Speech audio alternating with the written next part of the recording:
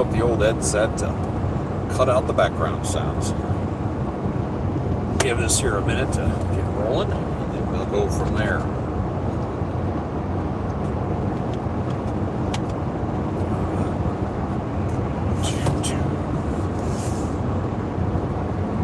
Okay, moving over.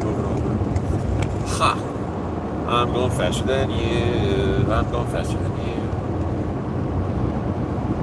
It's just pathetic because I'm only going 63.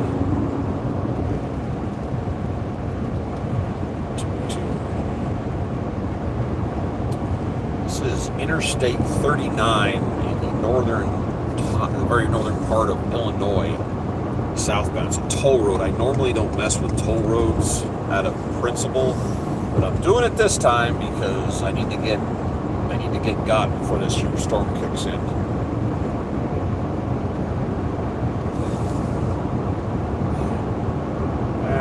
Wait around here for a minute, see if anybody wants to jump on. I had one, came and went.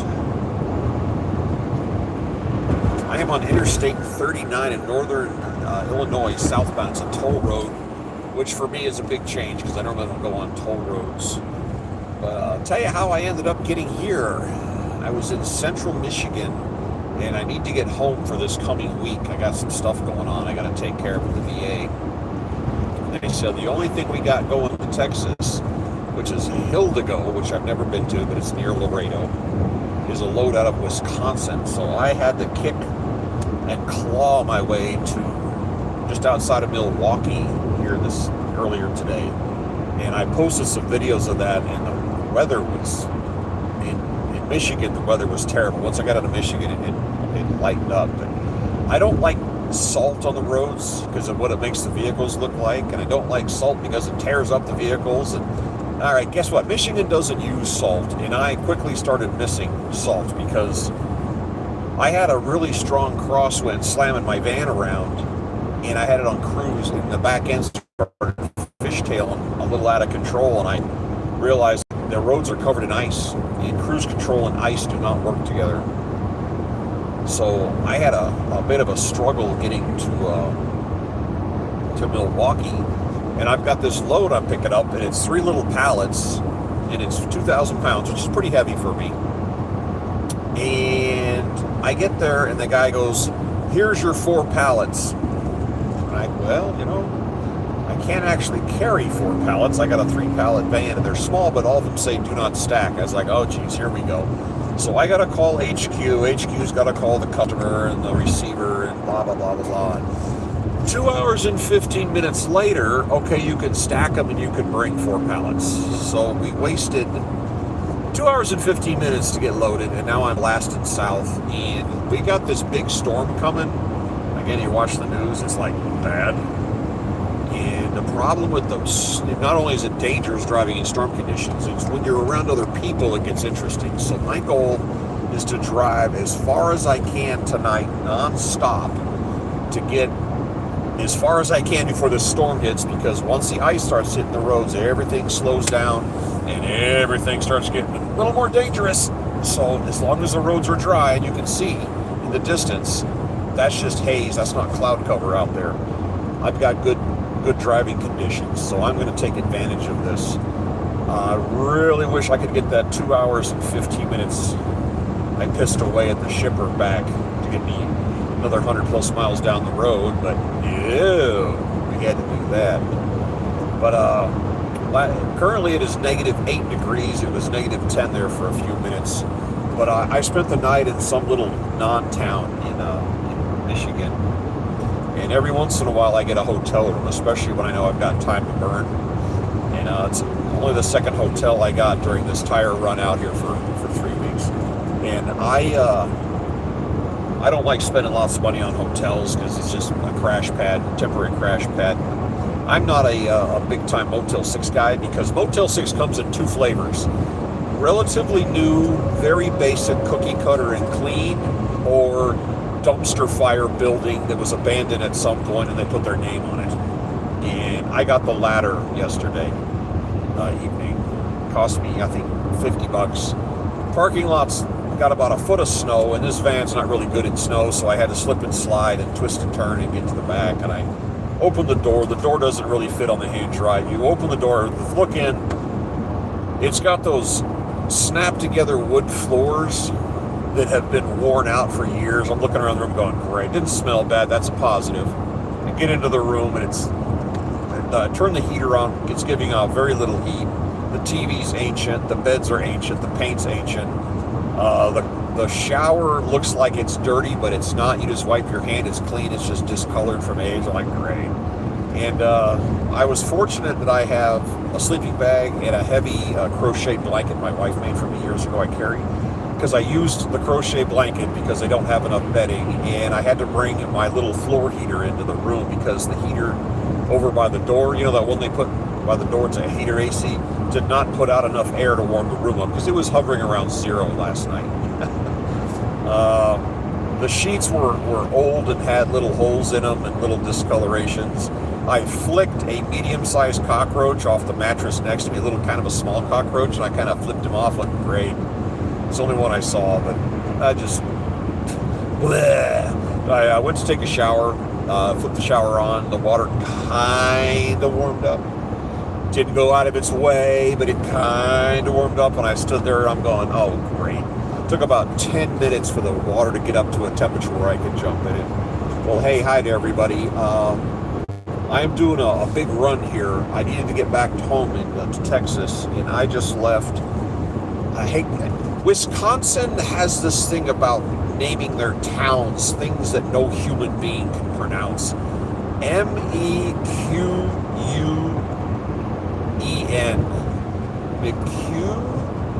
McCune.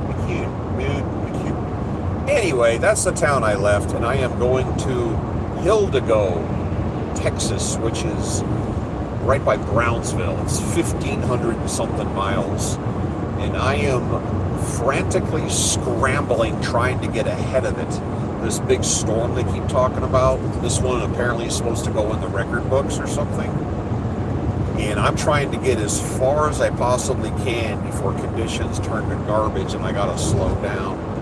Say I-35 is supposed to be garbage. I'm actually shooting for where I live, which is just north of Houston, and then because this is due on Monday, I could spend the night at home and spend some time at the house and then finish it. But I'm going down 39 to 55, and I think from Memphis I go to Shreveport because I don't want to go Hidalgo.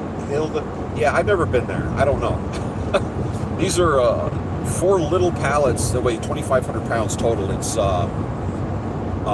machine. I was walking around the place for 2 hours and 15 minutes waiting to load, so I was walking around being a tourist. And they don't work on Fridays apparently, just the shipping department. So there was nobody there to say, hey, get out of that. And I was walking around, poking around, looking at stuff. You're out east again? Yeah, I left. It was north side of Milwaukee. And I am currently I just crossed the border back into Illinois. Looks like Rockford's coming up here in the future. I'm just glad they didn't send me back through Chicago. But yeah, I'm trying to get back to Texas. I got some VA stuff to do this coming week. So I'm going to take my, Bloomington 39. Okay, I got my turn coming up here. Hold on a sec.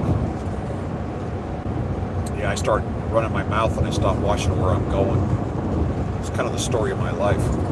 But I kept calling saying, hey guys, we need to get this load released because I want to get as far as humanly possible before the weather turns to crap, which at the bare minimum is going to slow me down. You know, it starts getting icy and slippery. All right, because I'm real heavy.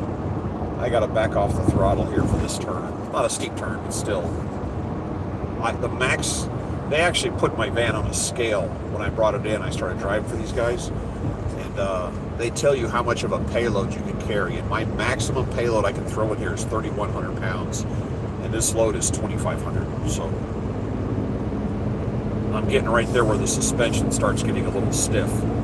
So I got to drive. Ooh, water park. I think I'll pass. It's -8. Hold on a second. Back to cruise. Back to my speed, which is 63. Hold on. Checking my GPS. Next turn. Okay. Still on 39. I just joined from Canada. I'm from Canada. Yeah, we're in Fahrenheit, but it's -8 right here.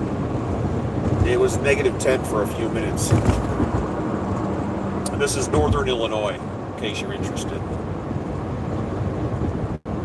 Yeah, I'm from Texas. We don't get weather like this. We have slide over here. We have a furnace in our house. We're north of Houston, and we turn it on once every 4 years. Maybe. We just don't use the furnace. Let's see. If you look at these cars, where I come from, when a car starts up in the morning and it's not warmed up yet, it gives off that funny little exhaust plume. But when it gets cold here, I'm noticing vehicles just give off that exhaust plume at all times. It never actually stops. If you look at this vehicle in front of us, you can see it. He's got 2 pipes.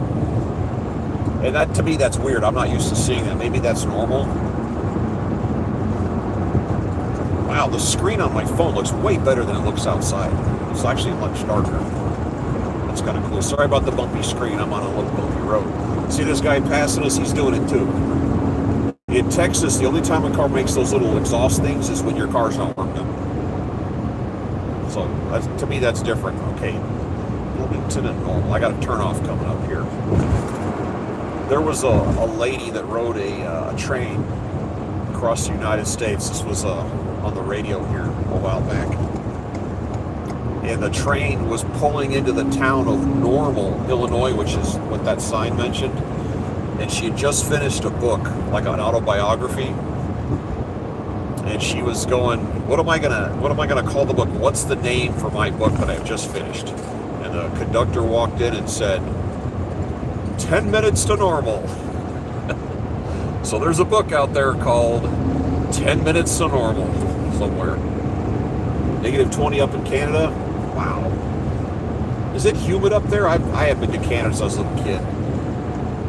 You see, the people live out west coast, hot and cold is not that hot, not that cold. It's when you come out here or go to the south where it's humid and it's like, this air up here bites right through you.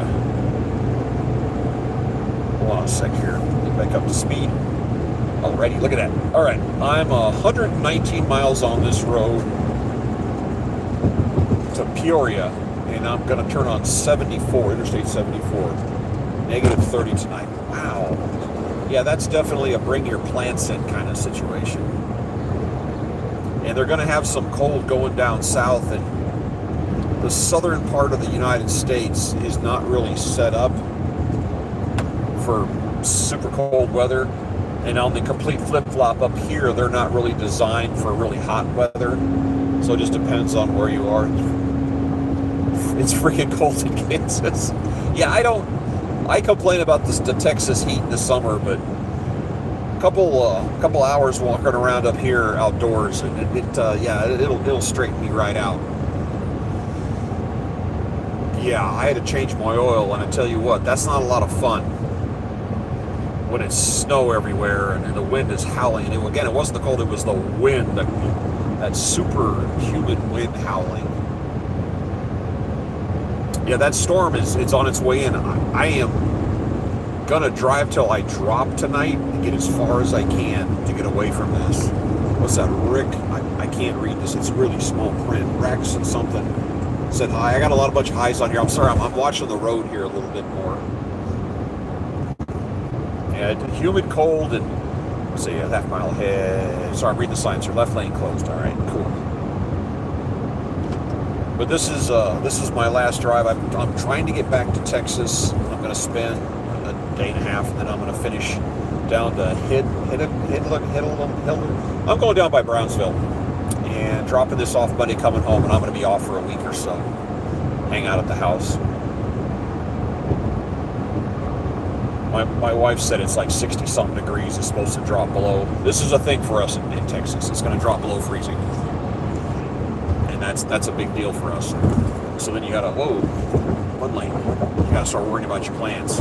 So she, for the big plants that stay outside, she bought these fancy little covers. And for the ones that she can bring in, she just brings them in and puts them in the hallway.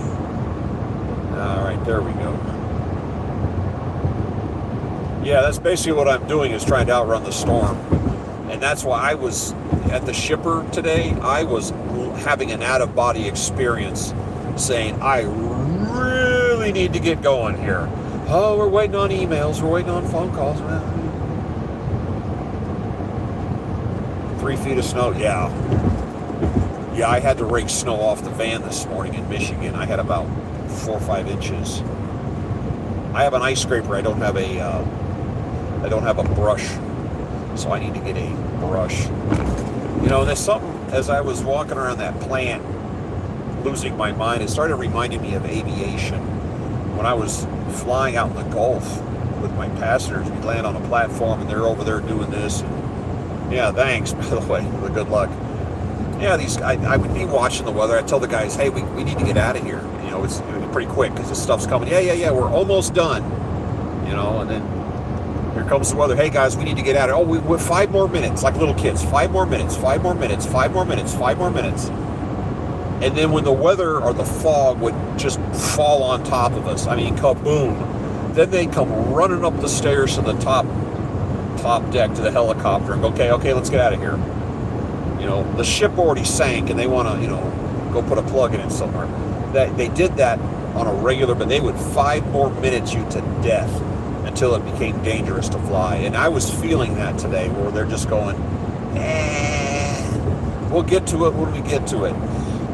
Yeah, thanks for the safe travels. That's the thing, is this overall trip is 1,500 and something miles.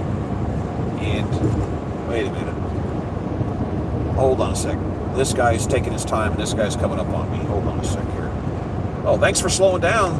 Get information. Right now the roads are dry. It's -9. It's getting colder again. The problem is, when it starts to get icy, even if you're not, you know, crashing into other people, everything starts going slow. And that starts slowing down your travel times. And I can tell you from personal experience, you do not want to use your cruise control when it's icy, because your car will start doing all kinds of weird stuff that you're not going to want to do. So you got to wonder by your foot. Well, after a while, after driving for long periods of time, your foot starts getting tired. You know, it just things that wear you out here on the road. We got people tuning in from all over the place. This is kind of cool. Is anybody, whoa, hold on. They got all these wonderful laws that say you can't be behind patrol cars when they're pulled over like this. Noisemaker, hold on. Hey, dude, you got no taillights.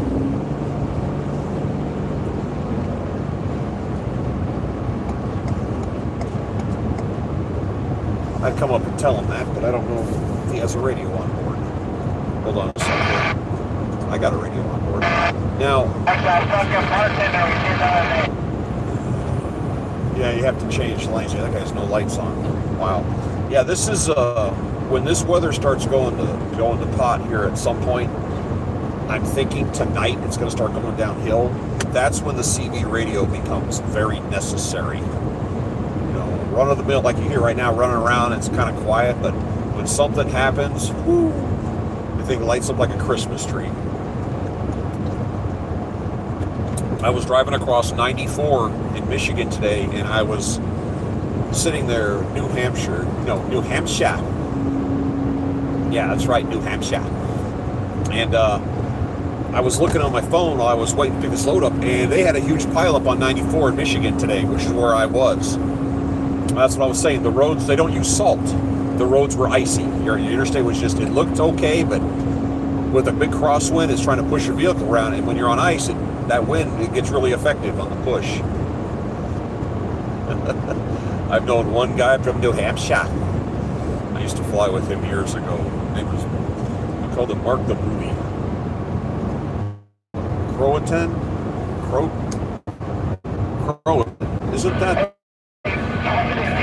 Isn't that famous place? What's that? Croatan. Where is that? I can actually see the screen. Yeah, Croatan. Where is that located? I'm curious. That sounds like the lost colony ended up there. stop in KC. I'm not going. I've been to Kansas City. I've been there quite a few times, but I'm not going that direction. I'm going this direction. I'm trying to dip down a little bit before I head west. I've had quite a few loads to Kansas City. Getting out of Kansas City, on the other hand, is a little more challenging because all the cargo's up here. I've done Niagara Falls to Los Angeles. I've done somewhere in the Carolinas to Oregon. And I've done Houston to someplace in North Dakota. And the North Dakota run out of Houston was the middle of the summer. And it was death warmed over heat in Texas. And I drove up to North Dakota. And when I climbed out of the van, it was 41 degrees outside. And I'm standing next to the van in my boxer shorts dancing. I was so happy with that. Yeah, I'm just trying to dip down as far south as I can get before I start swinging west. And that's why I'm going to drive until I drop today. I slept pretty good last night at the Roach Motel. And I'm just going to go until I can't go anymore. So we'll see how this plays out.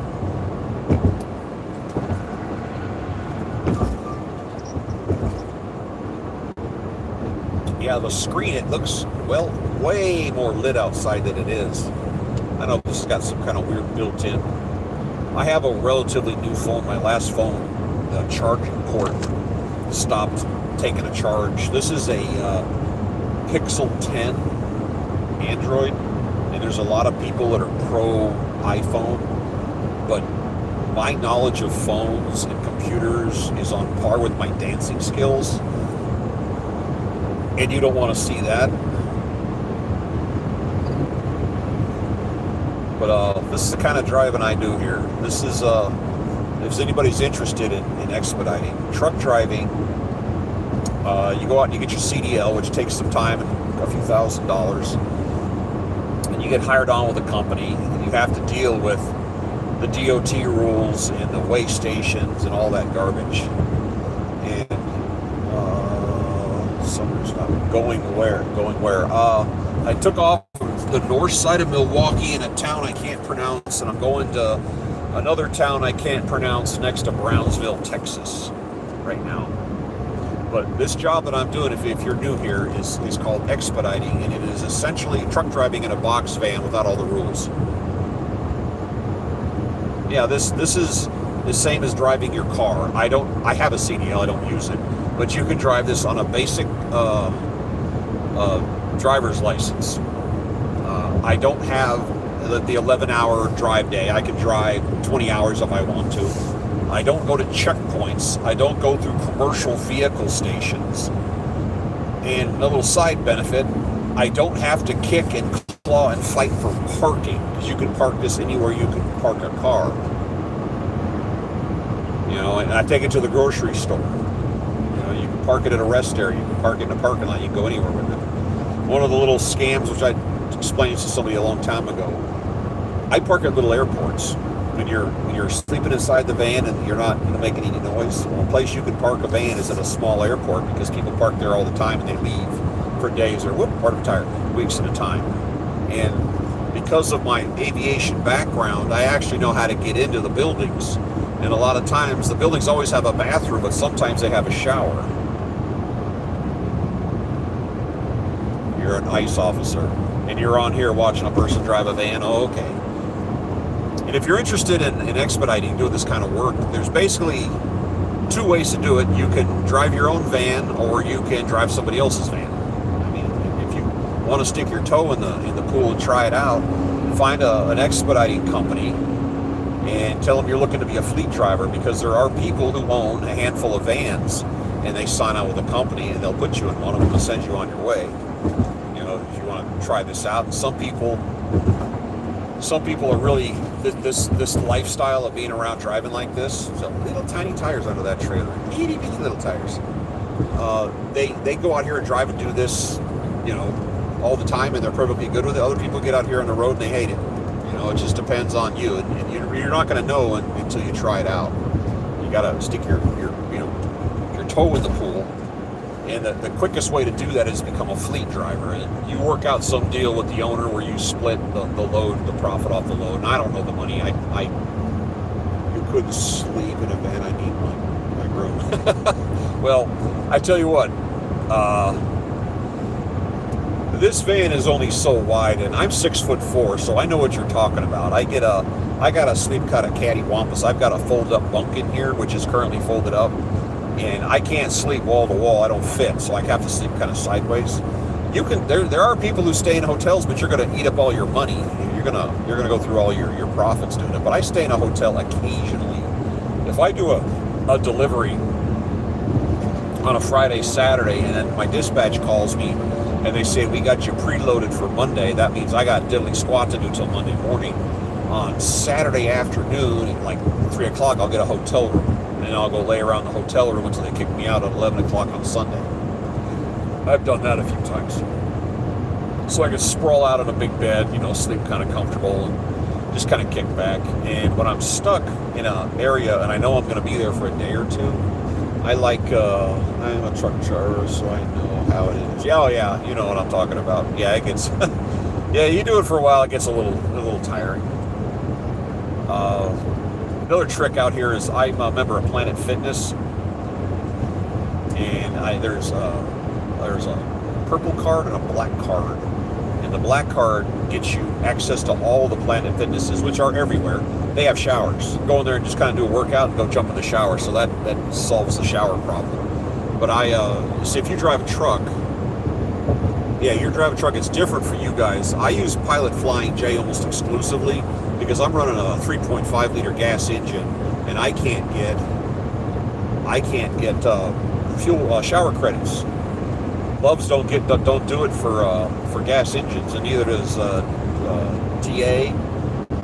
Nobody except Pilot Flying J, and they have one called 19, which is a subsidiary of them. So for every 14 plus gallons I take on, I get a half a credit. So that's how I get my showers. That's why I use them. Flying also.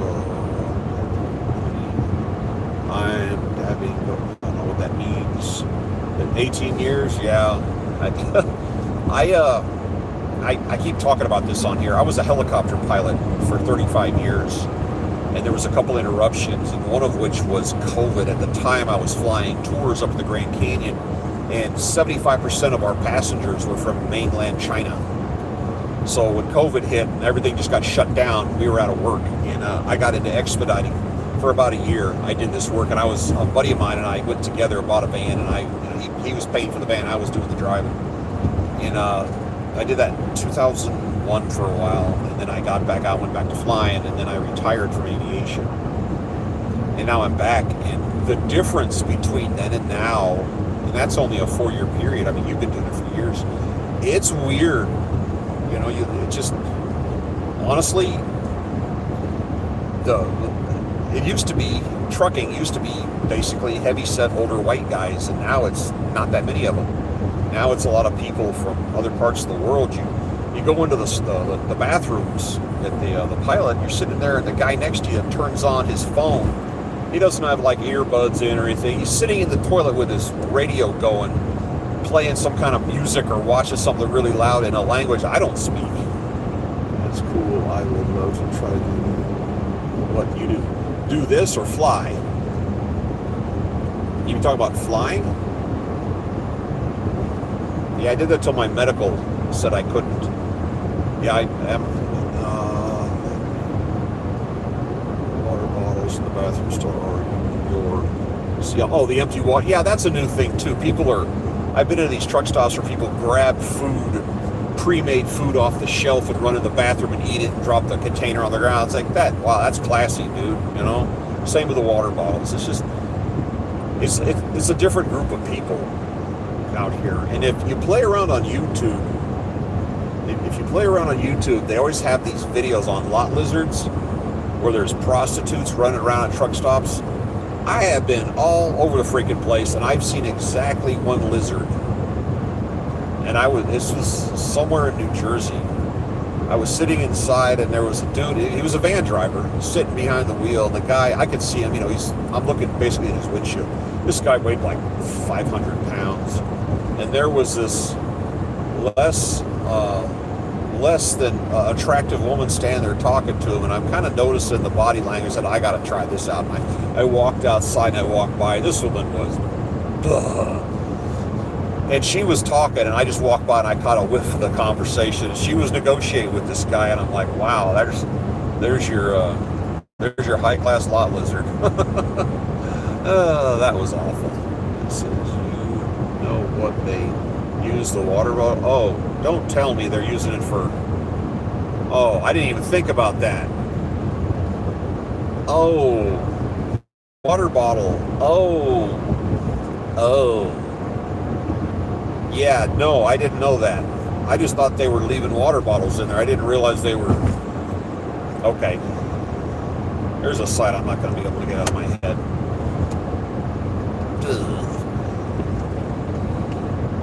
Ugh. There was a rest area just south of Detroit called, I think it's in Dearborn, and vans used to park up there, using to clean their, oh jeez.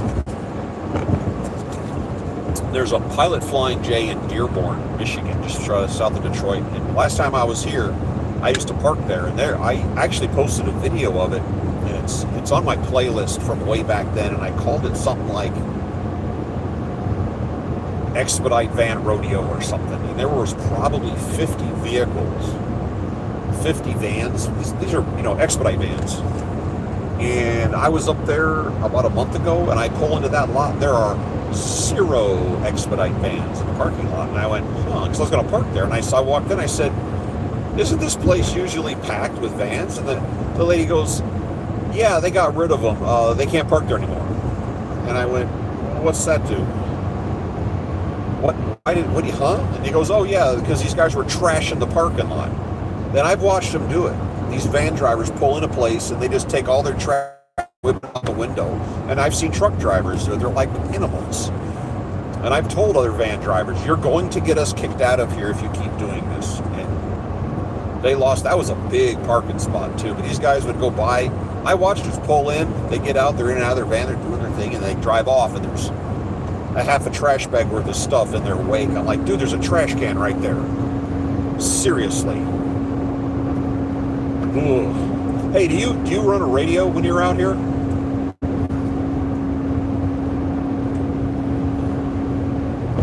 Like, no, but I'm going that way. Oh, it's nasty. Wait a minute. Are you in Texarkana? No, but I'm kind of going that direction. I am in northern Illinois, southbound on 74. I can tell you my next turn's 100 miles from here in Peoria, that one. But no, I've been through Texarkana a whole bunch of times. Yeah, the people, you start acting like an animal, people are going to treat you like an animal. So, stop throwing crap on the ground and doing that. That's just, it's sad that people have to act like that. They're letting you stay here for free. They're not requiring you to come in and, spend money or anything. And let's see your signs. And I'm told, nope, going straight. If you go to any Pilot or any Loves, if you go on the parking lot, where's the gauge channel?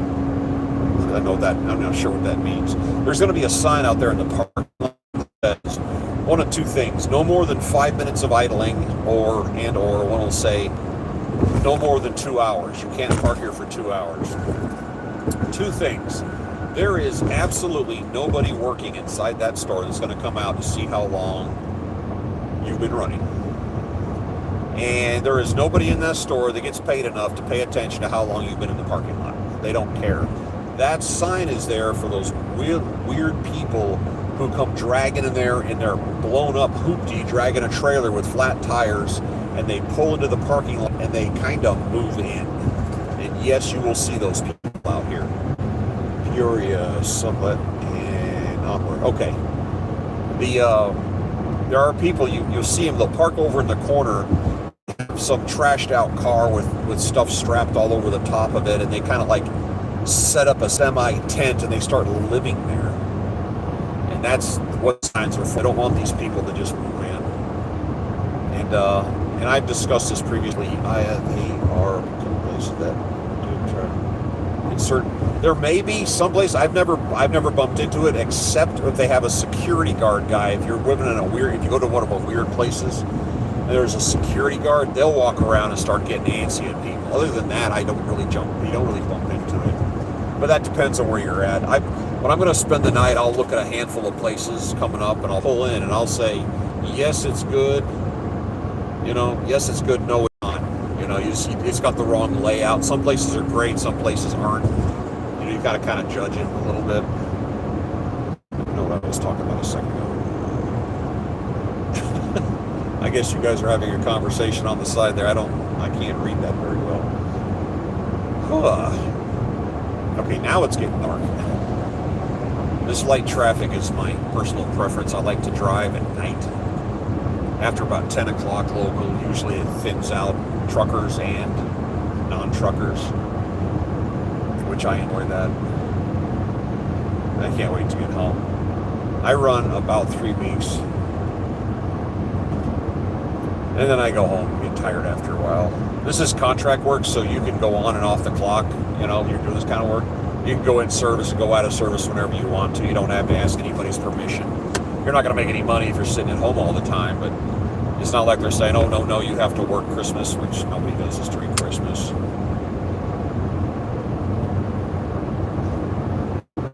A second here. I think the furthest I've driven in a van, just stayed awake and just went, was, I think, 900 miles. We had I want to say it was in Indiana, and I picked up a 2,300-pound electric motor, secondhand electric motor that was about waist high and about 6 feet long. And it was on this really heavy-duty pallet. And I was going to Kansas City, and they said they're paying. It was a really good paying load. They need this direct. And I said, okie dokie. So I strapped it in. I drove through the night, and it was due by, I think, 10 o'clock in the morning. They take the distance and they average it at 50 miles an hour, and they say that should get there late. And just because they say get it there at 10 doesn't mean if you get there at 8, sit around for 2 hours, then take it in. So I drove through the night. I got there at like 6:35 in the morning. And when you go to any plant or any big business that you're going to, generally speaking, you look for the signs. The address they give you is the front, and you'll look for a sign that'll say trucks or no trucks, and then delivery. And if you don't, you just go around the back, and you can find the docks and the loading areas in the back. So I get there like 6:35 in the morning. It was still kind of dark out. Drove around the back, and there were cars everywhere. 3 legs. Stopped. And I drove around the back, and there were like 30 vehicles back there, which at that time of the day is really weird. It was like a Saturday. And I pull around, I get out, and I see the door. I walk, and I got my clipboard in my one hand. I walked in the room, and like there was this wall of bodies crammed into the shipping office. All these people. And I walked in, and everybody in the room stopped and turned around and looked at me. And I'm like, uh-oh. And I go, I got a motor out here, and it was like pulling a fire alarm at a nuclear power plant. These people came, oh Jesus, like everybody started running around chickens with their heads cut off. And apparently, this plant, it was a Campbell soup plant. And apparently, it's got like these massive, I don't know what it looks like in there, but massive lines. And these giant motors run like the biggest part of the assembly plant. And the motors are bulletproof. They've been around forever. They never break down. Well, anyway, one of their motors broke down, and it was irreparable. And they had to jump online and go all over the place to find another engine, this electric motor. And it was secondhand. It wasn't new. It was an old dinosaur motor, and they needed it desperately to get the plant back in business. So they scrambled, got a forklift, and grabbed it and took off. And I'm doing my paperwork, and this guy said they told us it was going to be here at 10. I go, well, that's the got to get it there time. But I told him I brought it here direct, and he said thank you very much for getting it here early. I said that's cool. And I can't remember the number he said, but it was either we're losing $13,000 an hour or $30,000 an hour worth of production waiting on that engine. Woohoo! That's a lot of soup. That's how important that piece of equipment is. And he goes, and since this one failed, now there's a paranoia, and we're looking for another one to have here in storage, just in case. And that's really what this job is about. Oh, there's one, oh God, you want to talk about appointment times. There is one customer we have. I drive for a fairly big company, and they're pretty deep in with some of these car manufacturers. A big chunk of what I carry are automotive pieces and parts. And they always was this one company, they say, it's a blank, fill in the blank, it's them. I go, oh, geez. So you pick it up at 8 o'clock, not 7:55, not 8:02. You got to walk in the room at 8 o'clock to pick it up, and you got to drive it. This has literally happened 120 miles, and you have to deliver it at 10 o'clock in the morning the next day. Don't drive it straight there and say, here it is, because they get mad. They get mad because their time frames, it's just, ugh. So you get someplace and you're stuck for hours, twiddling your thumbs, because as soon as you unload your cargo, cha-ching, it's done, you're back on the list to pick up another load. But while you're sitting there loaded, they're not going to schedule you another pickup. So you're sitting there twiddling your thumbs, and it's just one company, and they always tell you that's the name, and you go, oh, yeah, I got it. And here we go. Just, oh, that sucks. Because I usually, and that's one of the questions I ask. You got something, pick it up now, and it's due in the morning. Well, you ask, is it a 24-hour operation? And the big car manufacturers, their shipping receiving department usually has somebody there 24 hours a day. So they say, yeah, it's due tomorrow at noon. And I get there at 1 o'clock in the morning. I go straight to the plant, and I see if I can get through the gate. More times than not, if it's a big car manufacturer, more times than not, you can get it in there. And if you're driving a real truck, it takes, it's a process to unload a full-size truck. It's a joke unloading a van, because sometimes the package I'm carrying, I can carry with my hands. So when I walk in there, I say, oh, by the way, hey, I got a hurry up load, Expediter, 1 pallet. And they go, oh, 1 pallet, heck, I can do that. And they'll go jump on the forklift. Or I have 1 package, I can hand it to you. They've always got time for 1 pallet, or I can hand it to you. I said, I can hand it to you through this slot here in the window. They're like, oh, okay, we'll go get it. That's what's convenient versus truck driving. Oh yeah, and these vans, these white vans that are everywhere, they're invisible. They're all over the road, day and night. They're everywhere. They are invisible. And when you start expediting, you'll start noticing them everywhere. But until that, you don't see it. Drove over the road 30 years. I'm so retired at 54. I missed the road.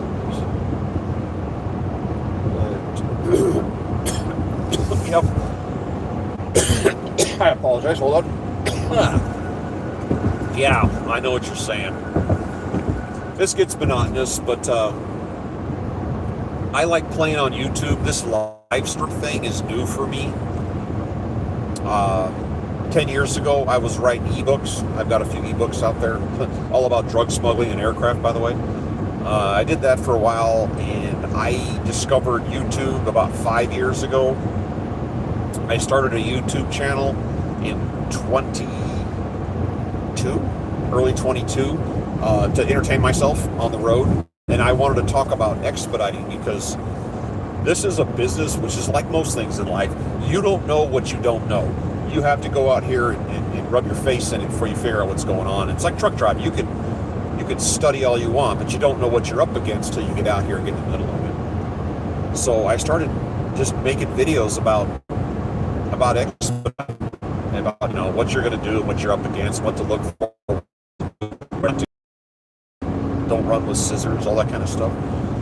And then for a couple of reasons, I ended up stopping, and I had to pivot off of this. YouTube, or I would think 5 years ought to have more clicks.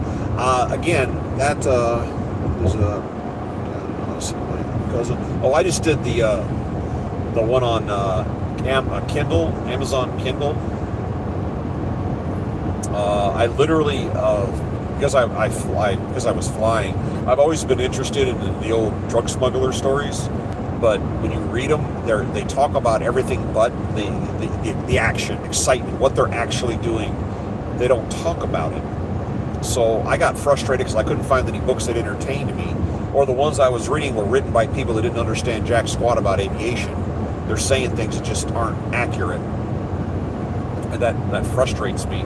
So I sat down and wrote, very amateurishly, I'd like to add, I wrote a handful of books, and I think I got 4. And I can be dyslexic. I mean, like wildly dyslexic. So I proofread and proofread and proofread and proofread and went through and fixed it. There's still mistakes in the book, all of them. My brain just doesn't click like that. If you ever mess around, if you can actually find my books on Amazon if you put them in the search window.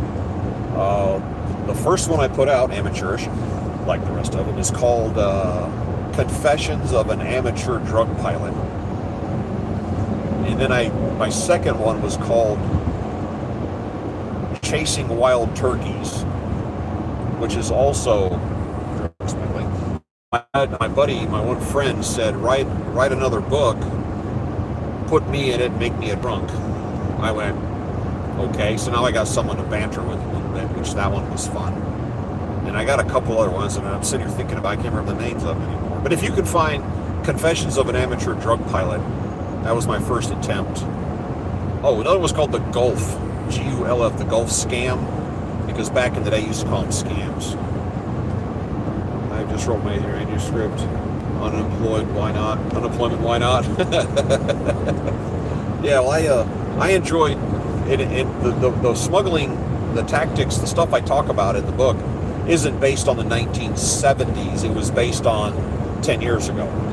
You know, using the technology that works for and against 10 years ago were employed. And the places I talk about are real. The aircraft and equipment I talk about and the technology I talk about was real.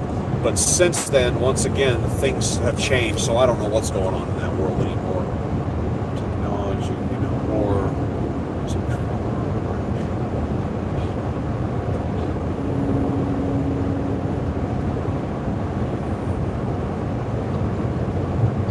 Yeah, the whole drug business, you want to steer clear of that. You can get away with that all day long.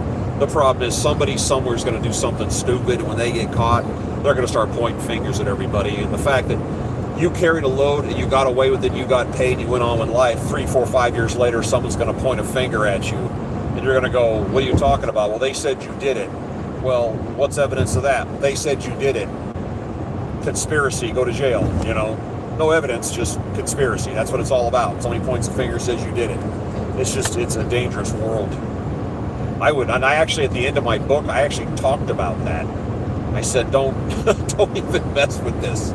Don't even waste your time messing with this. It's not worth the hassle. But my first book was my longest, and again, it was amateurish, but it goes into some pretty intense details of technology and how things work, and it kind of talks about the history. That's the one called Confessions of an Amateur Drug Pilot.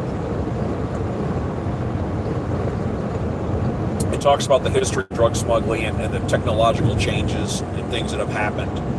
It's all kind of mixed together, but I enjoyed writing it. It's just, I have a weird writing style. But I very much enjoyed writing that, and I had some people contact me, because at the end of the book I put my email address at the end of the book, and I had people contact me, and they said, you seem to know an awful lot about this. And what a lot of people don't understand is I actually don't fly airplanes. I'm a helicopter guy, but I wrote it as an airplane pilot. And the guy said, by reading your book, I would not have known that, because I read books by people who don't know how to fly or don't understand aviation, and they just say things that just are stupid, and that aggravates me.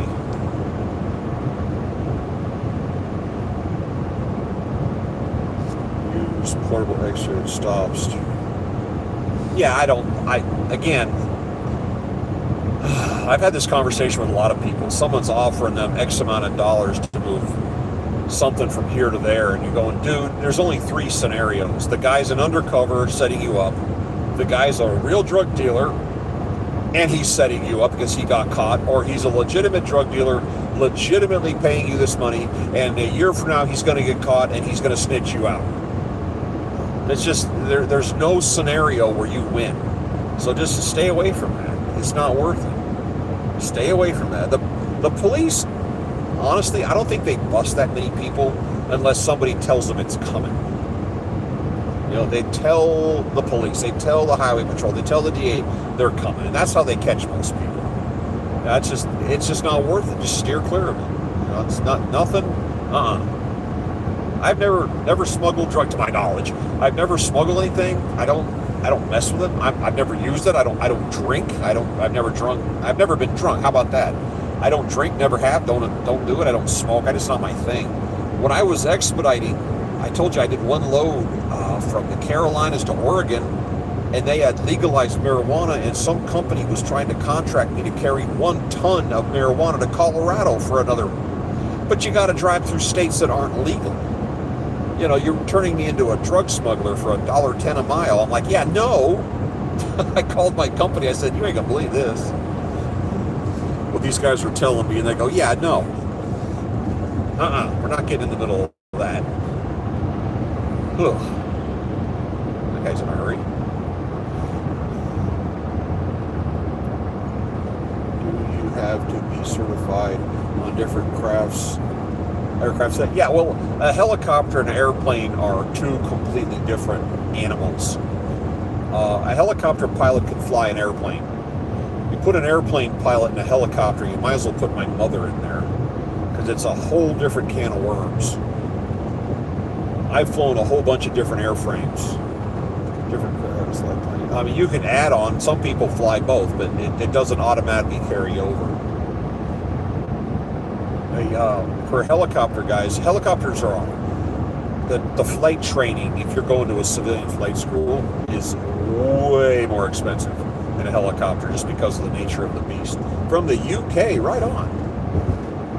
I went to Army flight school in 1989, and from 1964 to 1988, they used these. I was just throwing that dollar sign out there. That's not what the load was. I'm just saying that's just a number.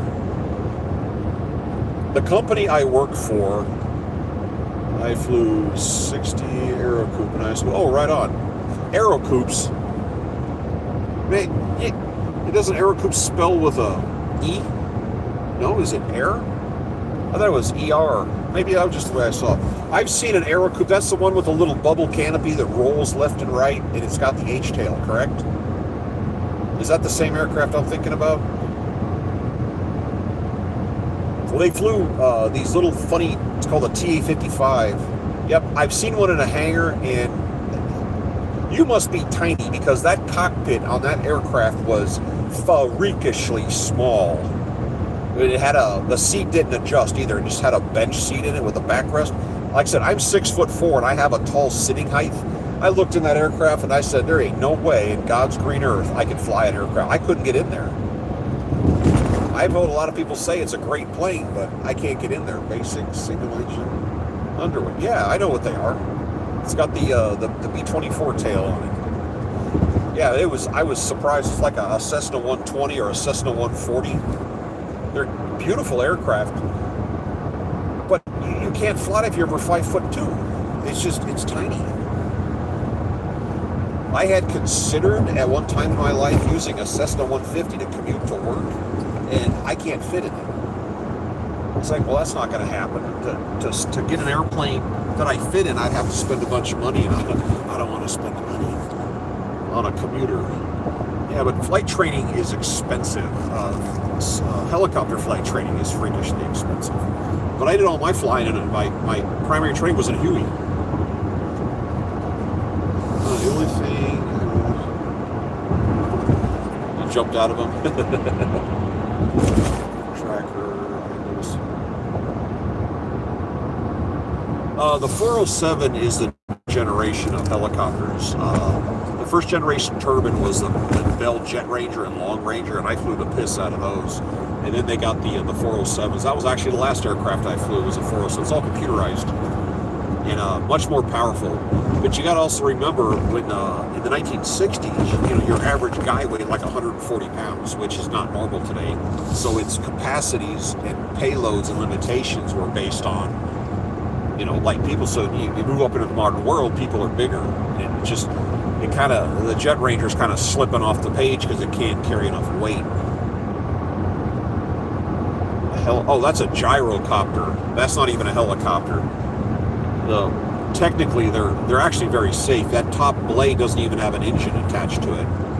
You're basically, if you understand auto rotation, that helicopter is being pushed around in an auto rotation. So you've got a pusher prop, and that main prop is kind of leaning back, and the wind is catching it like a kite. So you're flying along, and the engine quits. The aircraft just starts to settle to the ground with the blade still turning. I mean, you're shoving it around in an auto rotation. It's very simplistic. Yeah, it's a gyrocopter, but it needs a runway.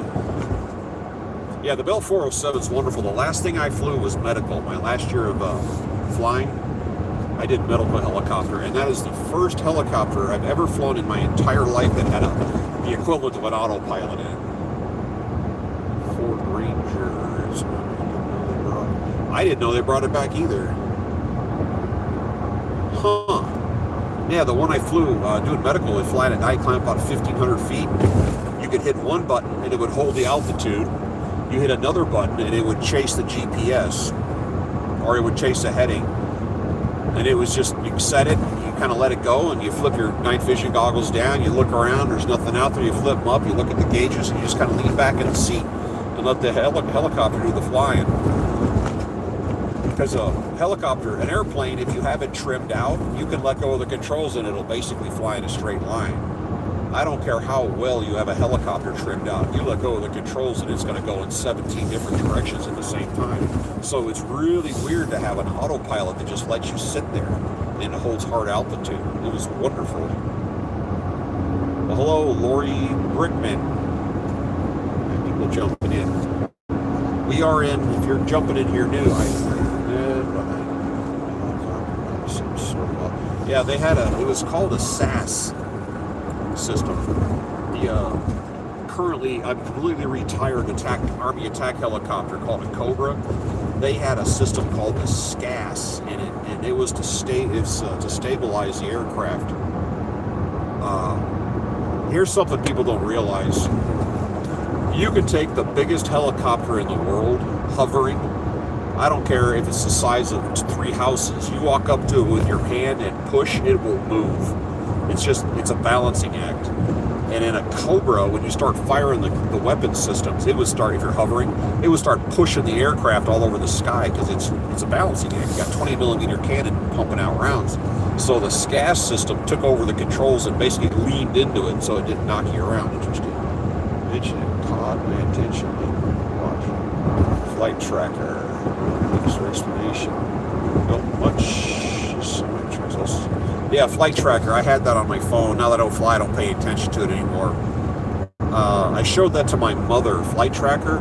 Yeah, if anybody's listening, it's an app called Flight Tracker, and you can take it anywhere in the world, and it will show aircraft flying around in the sky. And if an aircraft would fly over the house, my mother would open it up and look and tap on it, and it'll say, oh, this one just took off in Houston, and it's going to Dusseldorf.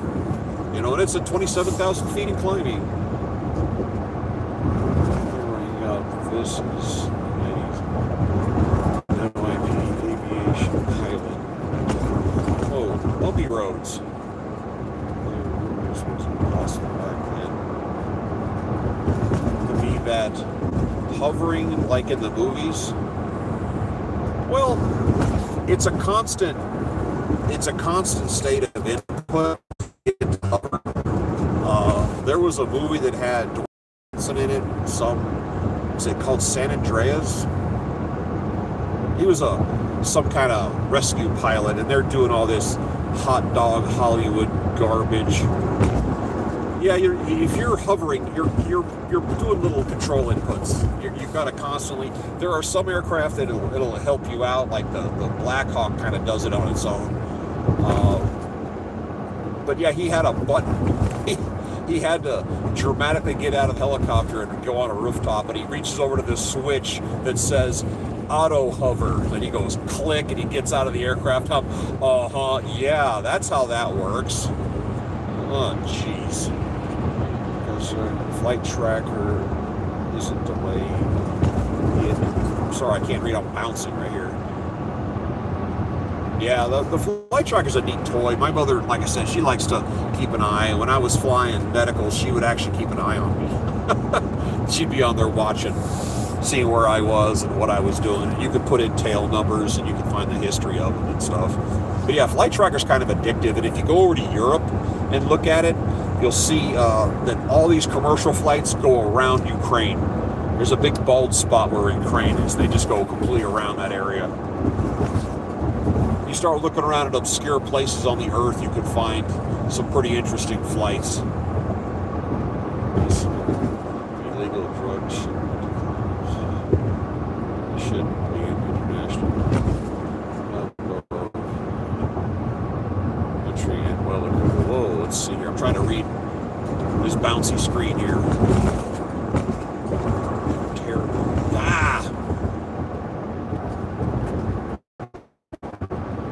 Yeah, well, nowadays, it used to be the way drug smuggling was going around the system, and nowadays I think they go through the system.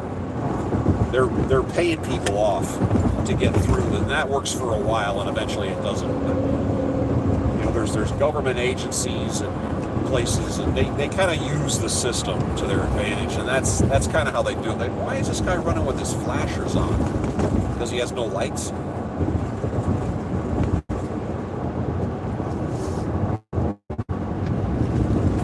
Doesn't make any sense.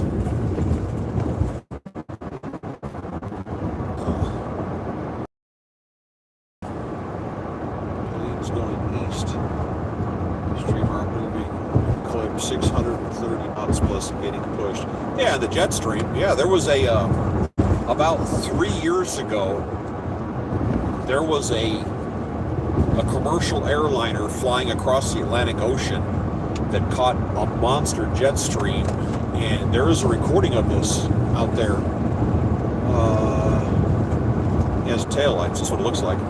It was going to Europe, and they caught a monster jet stream, and the pilot, there's a recording of this somewhere, came up on the PA and said, we are in a tailwind situation right now, and we have a ground speed of 800 something miles per hour, which is Mach 1.3, which, as it stands, is going to get us to our destination 2.5 hours early. And oh, by the way, this is a world speed record for a commercial passenger plane.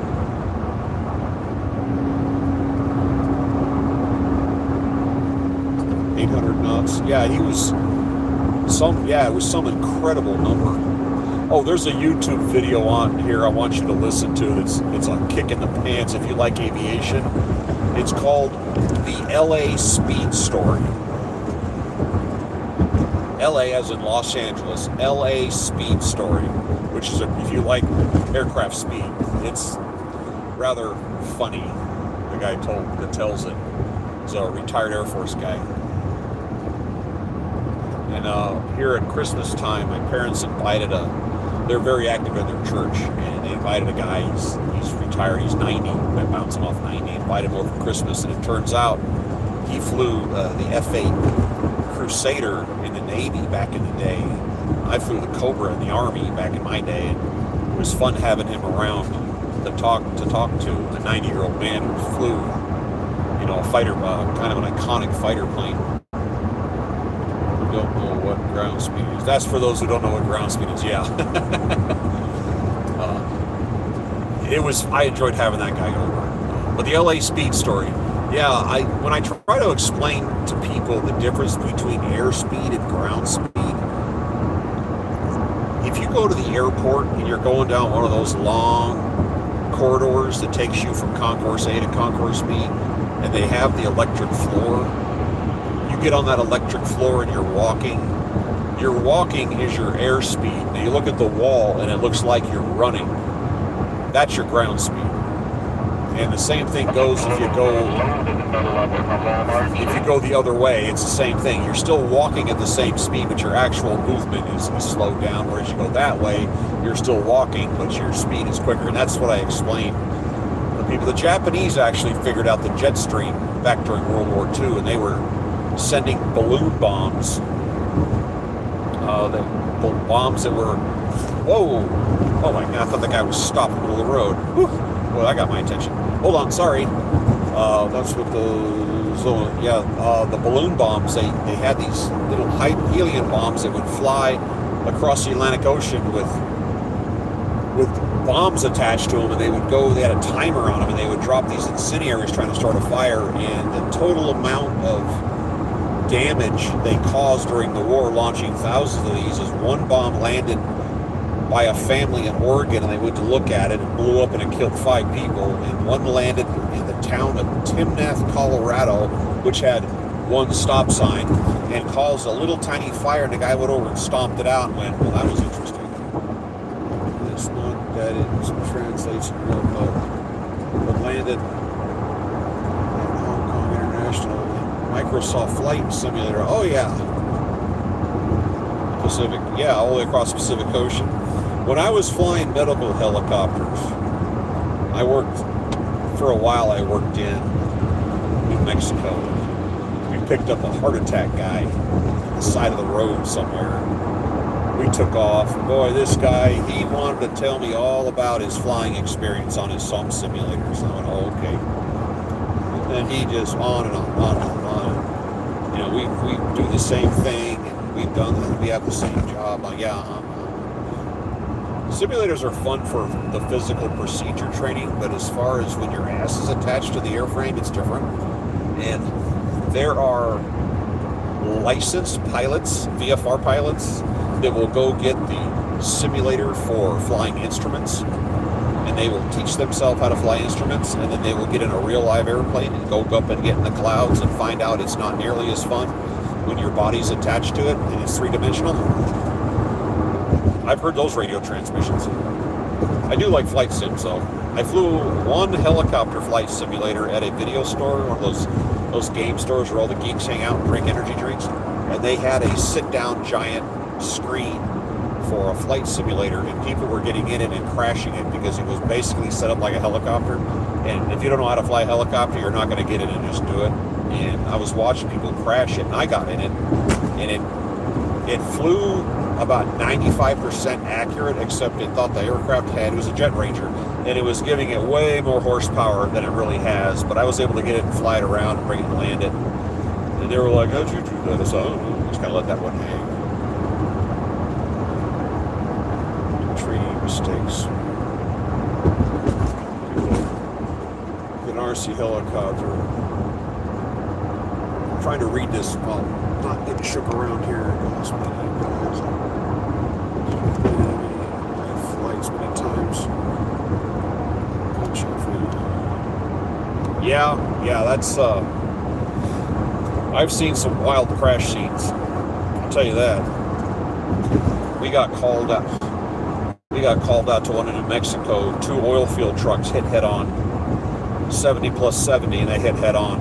And we show up, and there's wreckage spewing all over the highway, and I'm like, what are we doing here? And they said, the person in this one's dead, and the humanoid in that one's all over the highway. Why are we here? It's like, that didn't even make sense. 65s, that's the Dolphin, right? The Dolphin.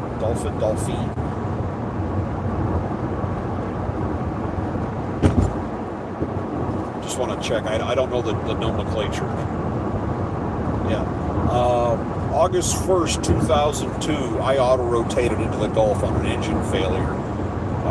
Blew the floats, the aircraft stayed upright, and we had a Coast Guard, one of those, come get us with the basket and pulled everybody out. And I was shocked at how little room there was inside that airframe. I thought it was going to have a little bit of space in it. I'm sitting on the floor bent over in the back. That caught me off guard. That's that airframe. Hold on a sec here.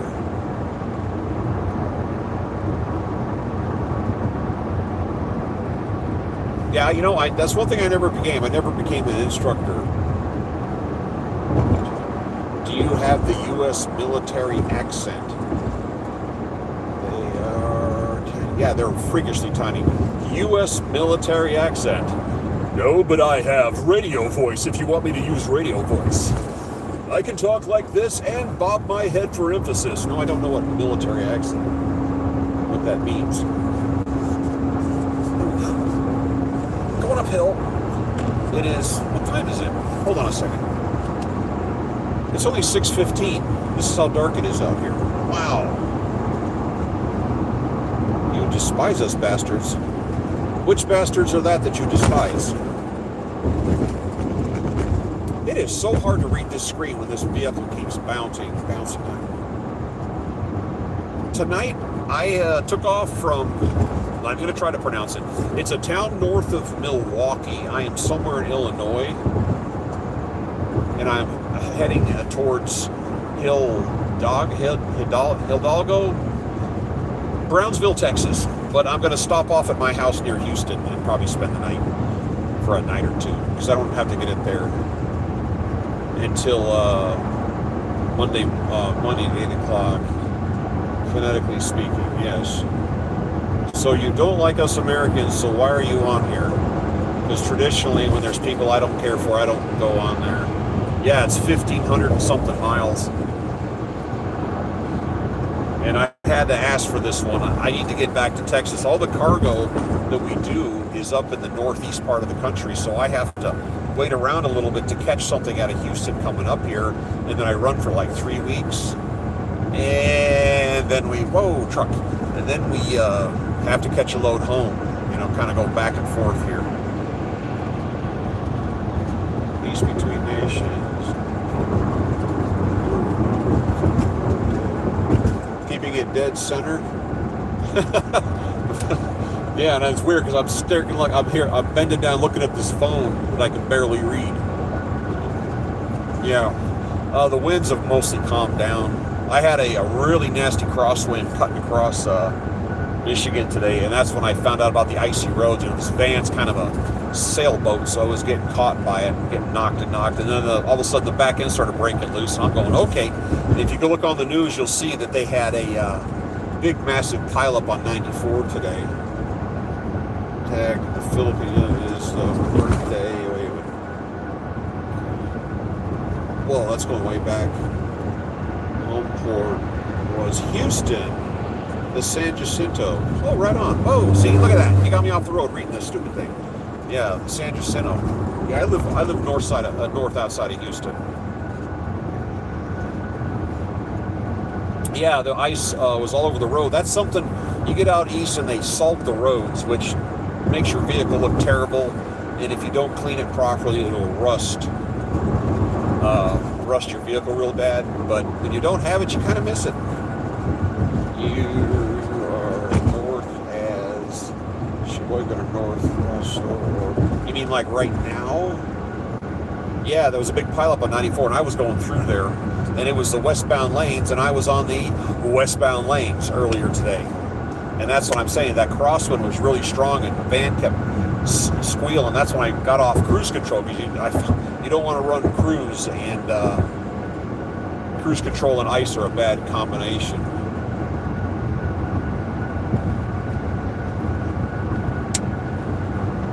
Well, whoever is here making noise, you can take that somewhere else. If you don't like us, go away.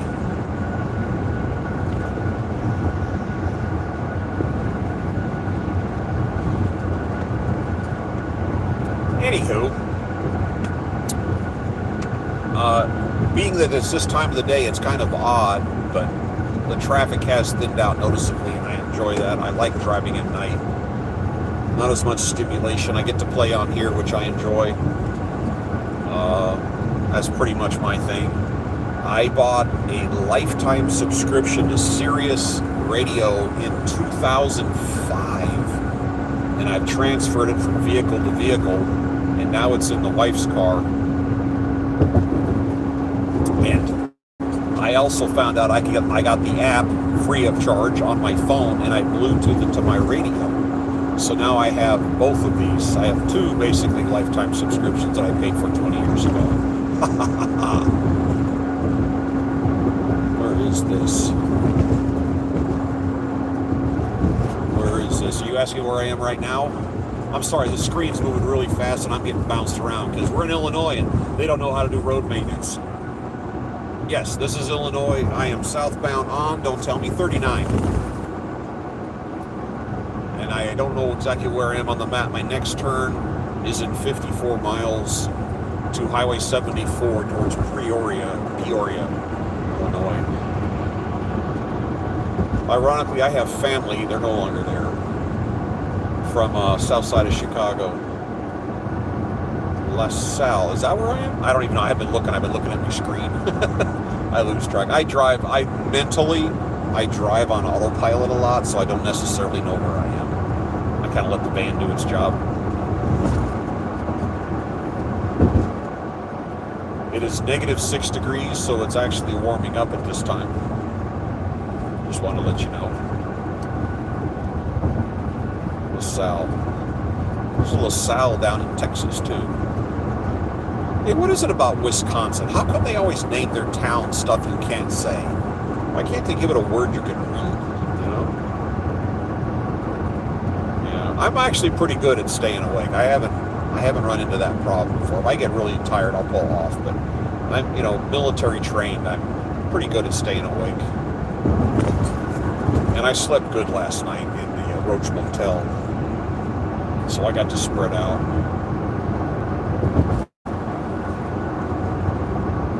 My uncle was a truck driver from the late 1960s until about 10 years ago. He died in 23. And he could tell you about all the changes, all the differences that happened over the years. And he was of my Google Maps. Towns and cities after hills. That why I use three-name word English. Yeah, my time in service, I enlisted in '86 and I got Bill Clinton out in '92. And I crewed the M1 tank, the M1A nothing, the original M1s back in the '80s. And I used my Ninja Jedi skills and bamboozled myself into flight school in 1989. My pipe fantasy was to fly the Cobra attack helicopter, and for our class, they had 8 openings, and I was one of 8 people.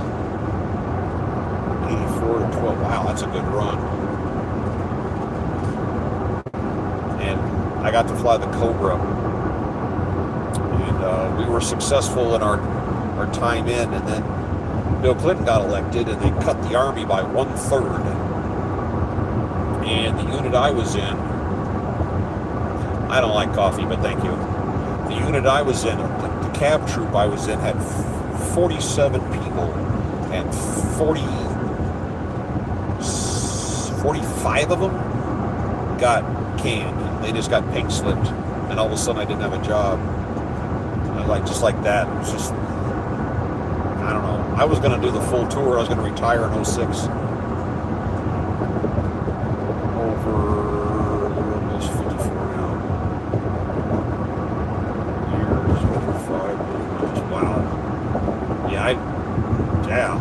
My first van that I brought out here, I ran for 15 months and I put 180,000 miles on it. This van, I bought this one secondhand, and now you're going to make me do math. I've put 90,000 miles on this van since March. So I'm running about the same, about 9,000 miles a month. But you got to remember, I don't operate under the same rules that you guys operated under. I can drive whenever I want to, as long as I want to, and as often as I want to. There's no mandatory breaks, there's no 11 hours, there's none of that stuff, which helps. Oh yeah, and we're invisible to DOT. That's also another nice side benefit. DOT doesn't pay any attention to us. I even see those signs that says all commercial vehicles. I ignore those too.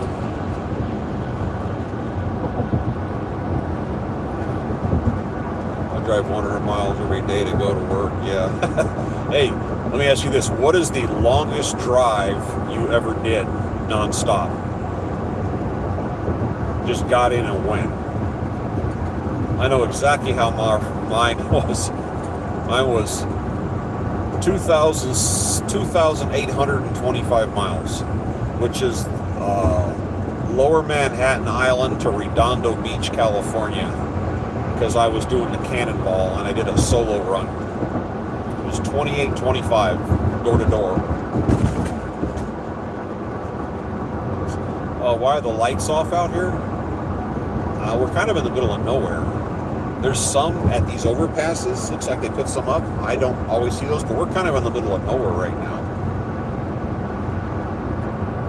Lost the cow, decaf. Wow. Yeah, that's a haul. I stopped exactly twice on my drive from Lower Manhattan Island. I went to somewhere in Iowa to refuel my car. I had a 32-gallon tank in the trunk, and the second refueling was in Grand Junction, Colorado. And I went from Lower Manhattan Island to Grand Junction, which is 2,012 miles, in exactly 24 hours and 5 minutes. It's kind of, except for the border cover. Yep. That's exactly the kind of life we're living for. What's up, dude? There we go. Next, Decatur, 98 miles. Decatur, Illinois. That's what that sign said. Yeah, I'm doing my driving thing here. I'm still expediting. I'm going to do this here for a few more years. I'm 57. I'm really retired, and I guess I'll do this unless something else comes along. This is not super stressful. It's a little bit mindless. I mean, you got to take care of business and whatnot. But it keeps the cash register moving. I kind of like it. I get to meet a lot of interesting people out here on the road. To talk to people. I've actually shot videos of some of the things I've seen. That's why I have all this weird stuff on my page. And yeah, I got to take care of your own self too. That's it. 4 cameras. I'm trying to read and bounce here and coast to it. Oh yeah, I believe that. They had all that. Everybody ran 2 logbooks and stuff. All right. Okay, you're in that part of the world. Yeah, a lot of they used to sell that no-dos and all that stuff in stores. It used to be a free-for-all out here back in the day. My uncle told me about that. He actually told me that he got into a rhythm where his body he would be driving and he would literally be sleep driving. He'd have 1,000 miles to go on this road. He's on I-10 or something. He would be driving and all of a sudden he's 2 states over and has no idea how he got there. But it's not health-wise, that's not good. And some animals across the road. Yeah, they make these things called deer whistles, and they are beyond useless. I've seen a few deer. They stand on the side of the road. I haven't had any jump out in front of me or anything like that. I was driving in a really nasty snowstorm a few days ago on a back road, kind of rethinking my choices in life because I shouldn't have been there. I couldn't see 2 car lengths in front of me in the blowing snow, and I saw a little tiny furry creature run across the road in the snow. I mean, he was running running for all he was worth. He was barely moving. It was like a mouse running across the snow. I'm like, where are you going, dude? You shouldn't be out with this. Oh, the black dog, you mean when you get tired? When you finish your driving, your lower body hurts because of a long getting up to time. For various other reasons in my body, I hurt when I get up and I stretch out. My legs crack pretty loud. But yeah, I get stiff, but I have a fluffy pillow. It's fun. Troopers would beat us, go to see me intense, chill out, speed limits for the lower butt, and then the trucks went over. They like the salt. Yeah. Birminghamton, New York. All right, cool. Yeah, there's a lot of good stories out here. Well, one thing about driving that I don't like, that I've discovered, starting about 7 or 8 years ago, the CB radios started getting quiet. There used to be a lot of traffic on here that was kind of fun, and you don't get. I mean, my CB's been on here this whole time. Here's the squelch, but it just nobody talks on the radio anymore, and it's kind of sucks. Unless, again, when something happens, they light up like a Christmas tree, like traffic or an accident or a lane gets pitched off. But other than that, decades I was wondering about these. The borders are. Right now, I'm going southbound in Illinois, so I'm nowhere near a border. We're talking about international border. But yeah, I know I'm a long way. I'm going down to Brownsville. That's where this load is. It's some kind of machine parts. It's 3 relatively small pallets equaling 2,500 pounds.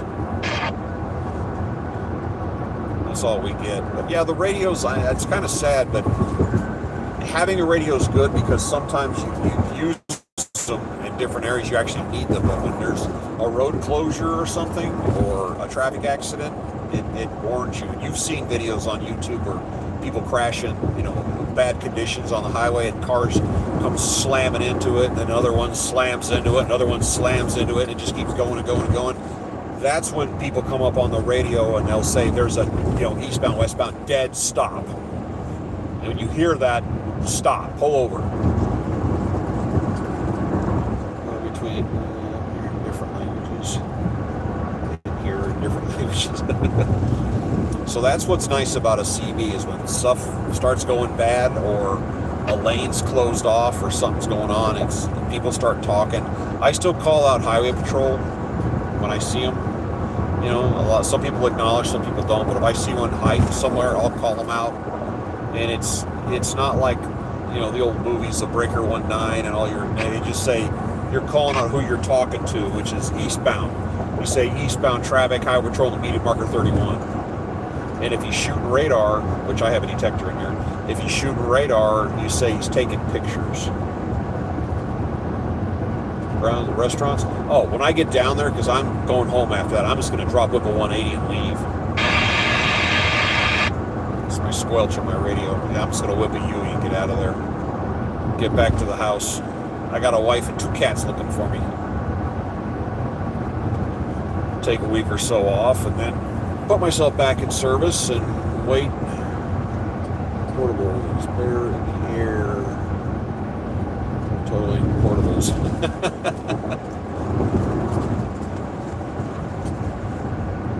Oh my God. Yeah, but they sneak around. And from my cannonballing, I can pick out an undercover from a pretty good distance. There's so many little subtle things on an undercover car to look for and you can pick out.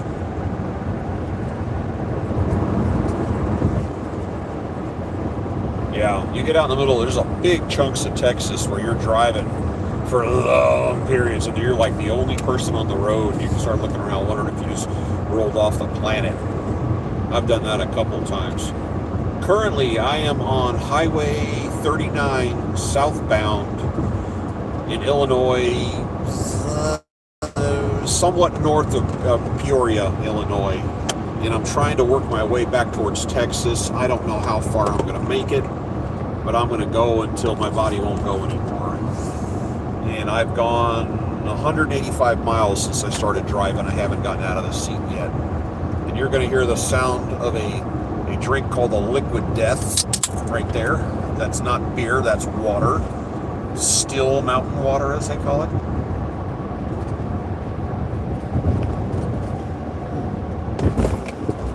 I never was a drinker, never got into drinking. I took a swig out of a beer in a paper cup in 1985, set it back down, and never tried it again. That's my beer drinking experience. I didn't care for it. But I'm trying to... I'm not a big soda drinker, but I don't drink them at all now. I concentrate on water more than anything else. Dallas to New Mexico. Yeah, that whole area. I live by Houston. I'm on the north side of Houston. But I've been out to West Texas and whatnot, and there's some wide open roads. That's where they got the 85 mile an hour speed limits too. It's out in that area.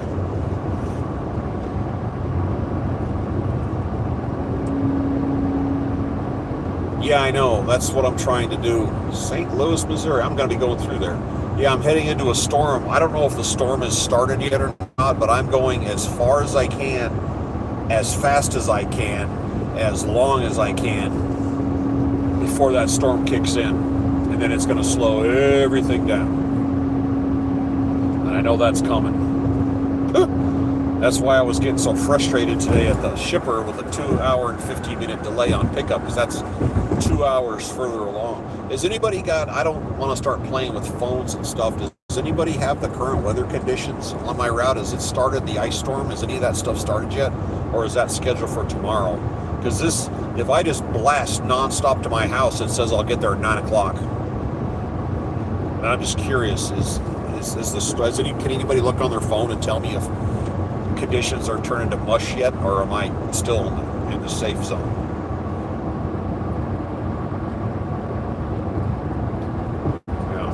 I'm going to go until I can't stay awake, and then I'll stop. And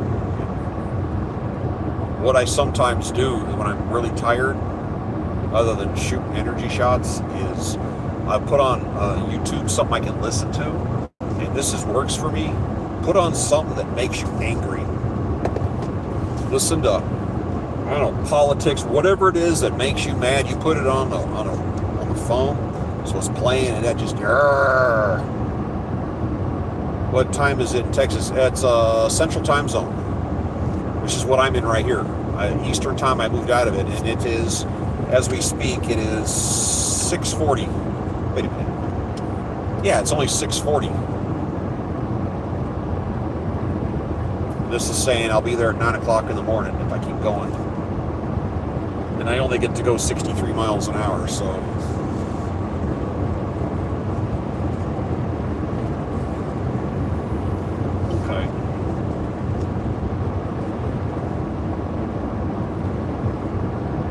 Here, I'm gonna pop the phone out of the mount here. I want to show you something. This is my view of the world right here. This is what I'm looking at, and the phone just sits next to it. That's the colors I have. I have a satellite GPS because they always have reception, whereas the phone ones don't work everywhere because there are big chunks of the country that you'd be surprised, that do not have phone reception. So I have the old school satellite one. And besides, I'm using my phone for other stuff, like playing on YouTube.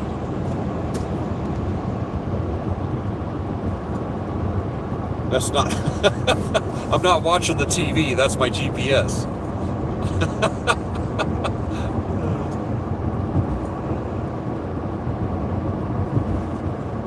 Oh yeah, you got to. Yes, currently in Illinois, right now on 39. Yeah, I don't watch TV going down the road. I can listen to YouTube. A lot of the stuff on there is not stuff to watch. And currently I'm running in low beams. I'll show you when I get a chance, the high beams. That's one thing about the Ford Transit van I like. It's got those big bucket headlights, which are freakishly easy to change the light bulbs on because I carry spares. But the high beams on these are wonderful. Ford residents. What? Illinois for residents? I don't understand what that means. Yeah, I tell you, I don't sit up like a truck, but I sit up higher in the car. And if I take the time to look around, I swear to God, the passengers in cars, 99% of the passengers in a car are playing on their phones, and about 75% of the drivers have their phone in their hand. And they're just sitting there playing on it, going down the road. And I don't understand that. I talk on my phone all the time, but I don't sit here and start typing the letter. I don't text. I don't do any of that stuff going down the road.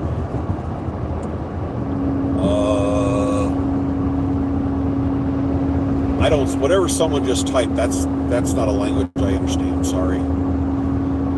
I don't speak Spanish. Apparently when I was a little kid I could speak German because the neighbor kids were German and I picked it up. But I don't remember it. Ooh, big truck. We got a truck passing us here. I want you to check out his light scheme when he goes by.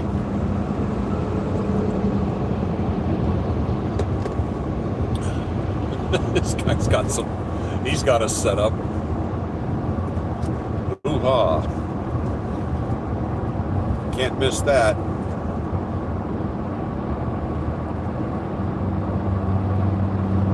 Gas tax occurs, the inflation rate. Yeah, Illinois is one of the states I don't buy gas in. They you know, as the gas prices go down, the state taxes go up to match it, so their gas is like stupid expensive. Wisconsin was okay. Michigan's kind of high, but Illinois is terrible. We're buying gas where I live in Texas at $2 a gallon. I think my parents paid today, my mother mentioned they paid $2.02 for gas. And I paid the fuel that I have in here right now, I got up in Wisconsin at $2.52, and I thought that was a decent price. Yeah, you get down south, the prices drop. But I think they paid $2.02 today.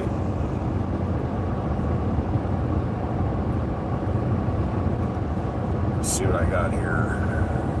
193 miles so far on this tank, and I've still got over half. So the gas mileage hasn't been doing great, and with the super heavy load, it drags it down a little bit. It sucks. But such is life. -5.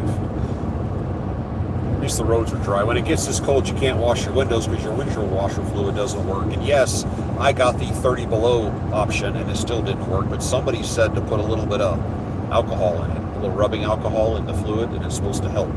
I haven't had the chance, but I'm definitely going to try that this next time around.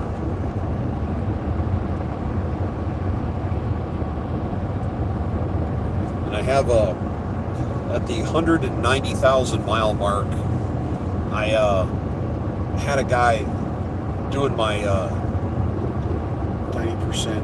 Okay, 90% alcohol. All right, I had a guy. Oh, we're out there. We out here driving. We are definitely out here driving. We are on Interstate 39, straight southbound out of the Milwaukee area en route. Well, I'm heading to South Texas ultimately, but I'm aiming towards the Houston area, trying to stay ahead of this storm. So I'm going to drive until my body won't let me drive anymore. See how far I can get. And eventually I'm going to have to pull over into a rest area, not necessarily to rest, but to walk around and stretch out and, let the blood circulate. But this has been a really calm drive. I mean, it's been going for an hour and 38 minutes. Whew, that's a record. This is relaxing to me right here. The calmness of the night. There's no wind. The roads are dry. There's not that many cars around. And I like the nighttime driving. Given the option, I would drive at night all the time. Hey, your headlight bulb's out. Yeah, to change the headlights in this van is.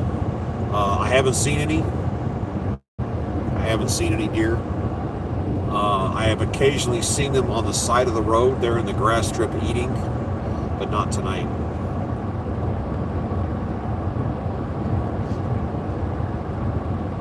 There's the wife and I were on a trip in Colorado. We went up Pikes Peak. Is it Pikes Peak? Yeah, Pikes Peak. We're driving up there, and you go around a corner. You know those deer crossing signs? They have one that's Bigfoot. And everybody stops and takes their picture with the Bigfoot crossing sign. I got a kick out of that.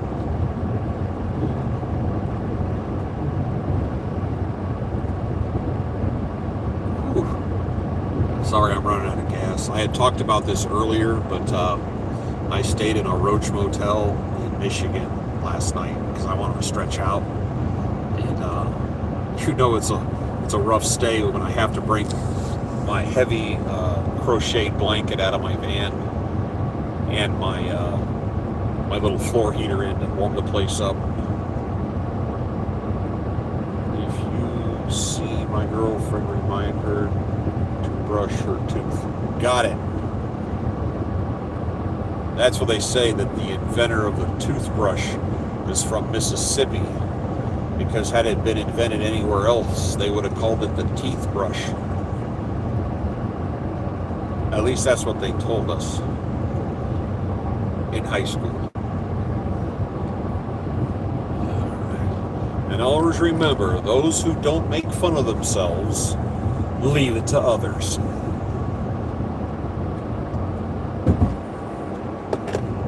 I'll do a little quick clock check here. 6:50. Yeah. Oh my God. Yeah, it's so calm out here. I'm looking at whoa! That was loud. I'm looking at my gauge. It says -4 degrees, which the symbol -4 degrees looks like somebody sitting on a toilet. The symbol with the degree marks looks like somebody bent down sitting on a toilet. But anyway, it's -4 degrees outside. But look, it looks totally calm out here. I like it. I don't see any plants. I'm used to gas plants and stuff, but there's just like nothing out here. There's some small businesses left and right. The speed limit is, in case you're wondering, the speed limit is 70 and I'm going 63. It's a gas mileage saving thing, and like I said, I'm carrying for the van, I'm carrying a heavy load. Renegade drivers. Talk about renegade drivers. My first week on the job out here, when I got back into expediting in March. Now look at my screen. You see the hood? You can just barely see the hood of the vehicle right there. With this headlight glow, I was driving between Detroit and Toledo. There's a little manufacturer south of Toledo making some car part that they needed. Like right now, they're running 3 shifts, so 24 hours a day. -4 degrees, or yes. And we would take a pallet full of whatever, drive 90 miles up into Detroit, drop it, turn and go back. And they were paying us just back and forth all night long. Now, you look in front of us, see there's no cars in front of us. This is a blank road. And that's what it looked like on this when this happened. There was nobody behind me for at least a half a mile. And I'm cruising along. And all of a sudden, on the left of the screen, see where the dotted line is over here? I see the mag wheel of a car right up against, just in my left. Here's the high beams. Whoa! I see the wheel of a car, and a car is cutting in front of me left to right. Now you see this view off the hood, right? From the hood, looking down, I could see approximately 3 or 4 inches under the door handle of a car that was cutting in front of me, directly in front of me, going left to right. This guy turned his car. He was trying to crash into me to do a hit scam. So he cut in front of me and he turned his steering wheel, and the car drove right in front of my headlights. My collision buzzer didn't even see him. He was so close. And I see this car go flying by in the headlights. And like I said, I'm seeing 3 or possibly 4 inches below his handle. And that's it. The whole bottom of the car has disappeared. He shoots off the right side of my car and slams it. He's trying to do an accident, a commercial vehicle accident, and he missed me. All he had to do was tap his brakes, and I would have blown this guy into the ditch. But instead, he turned his steering wheel and just basically rolled his car around the front of mine. We never touched. He did hit the wall, though. You're lucky to have a hood. Yeah, I don't really have any complaints. Why does that vehicle look like it's kissing me from up there? The lights on. This van, right now I have 199,000 miles on it, and I had to spend some money when I was home this last time. It was very frustrating, but some heavy maintenance on it. But right now it's got new brakes, new struts, new tires. I replaced the door handle, and I had to put new wheel bearings on the front, and my favorite of all, I had to put a new transmission in it. That sucked. The Ford transmissions cost $8,000. The guy said I wouldn't put that on my worst enemy. He has a guy that has a transmission shop, and he got it put in. He goes, he builds it properly, so it has a brand new built transmission with a 36-month unlimited mile warranty. And I'm doing 9 to 10,000 miles a month on this thing, so I'm going to get my warranty's worth out of this. 10-speed automatic. It's got an auto with a manual override. You can shift it up and down. It's nice. It runs good. I just didn't want to spend the money on it, but such is life. The engine runs like a top. I use top-end castor oil edge. It's a 520 weight, but it's castor oil edge, full synthetic. It's the best stuff they make. And I get my oil from Amazon, and I buy it with money I make off the Fetch and the Upside app. I transfer it to gift cards, and I put it on Amazon, and I buy my oil and my filters off there. So I do my own oil changes. So basically, I get a free oil changes every month out of this.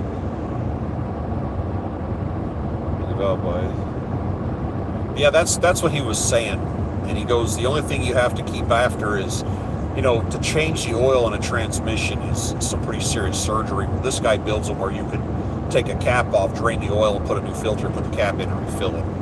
He said this guy knows how to build. This guy's been using them for years. He says he's been doing this for a long time. And he goes, and it's a 36-month, 3-year unlimited mileage warranty, which I'm going to put 300,000 miles on it comfortably in that time. He said just bring it in every 30,000 miles for an oil change, which is extremely simple to do on this transmission. It's some kind of super thin hybrid. Everybody's got the oil they like. I've been a castor oil fan, and about 20 years ago is when the synthetics, so I kind of slid over to semi-synthetic, and then I went full synthetic after that. The only thing you have to watch out for on a synthetic oil change is if you have a vehicle that's been running on conventional oil for years, and then you throw synthetic in it, it's going to peel all that stuff off the walls.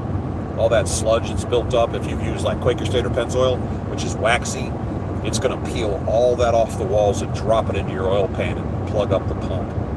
And if you don't know what that refers to, if you have an old car, you got Grandpa's 87 Buick, take the valve covers off. You'll see what I mean. It looks like somebody flipped a plate of Jell-O in there. Really nasty black Jell-O, but Jell-O nonetheless. And the only thing that doesn't have Jell-O on it is the moving parts, and it really controls the way the oil flows through the motor. This guy coming over. Yeah, I know people like Amsoil. There's other people in Texas. They've got an oil. I don't know if it's anywhere else called Royal Purple. It's a full synthetic. I've been running castor oil since I started driving back in '84. I use conventional castor oil and then the synthetics. It gets dirty. It gets changed. Service run. Yeah, you're never gonna hurt anybody's feelings over servicing a vehicle. You just don't have time. Yeah, I buy disposable oil pans at Walmart for $2.99, and I keep them at the house. I just changed the oil a couple of days ago on this. I've got the tools. I climb under there. Bing, bang, boom. Don't have time. Yeah, just get under there and drain it, put it in. I got the filter off Amazon and change it. And you can turn the oil in at any auto parts store will take your oil. And I do my own. And I just reset the meter and go back at it again. But I literally don't pay for oil. I just use my Fetch and Upside money on it, so that kind of helps out. Because you drive into a place to get an oil change, they're going to charge you like $110 or something. I'm like, yeah, no. Anyways, just don't know. You can think he's just going on to have it for you. Yeah,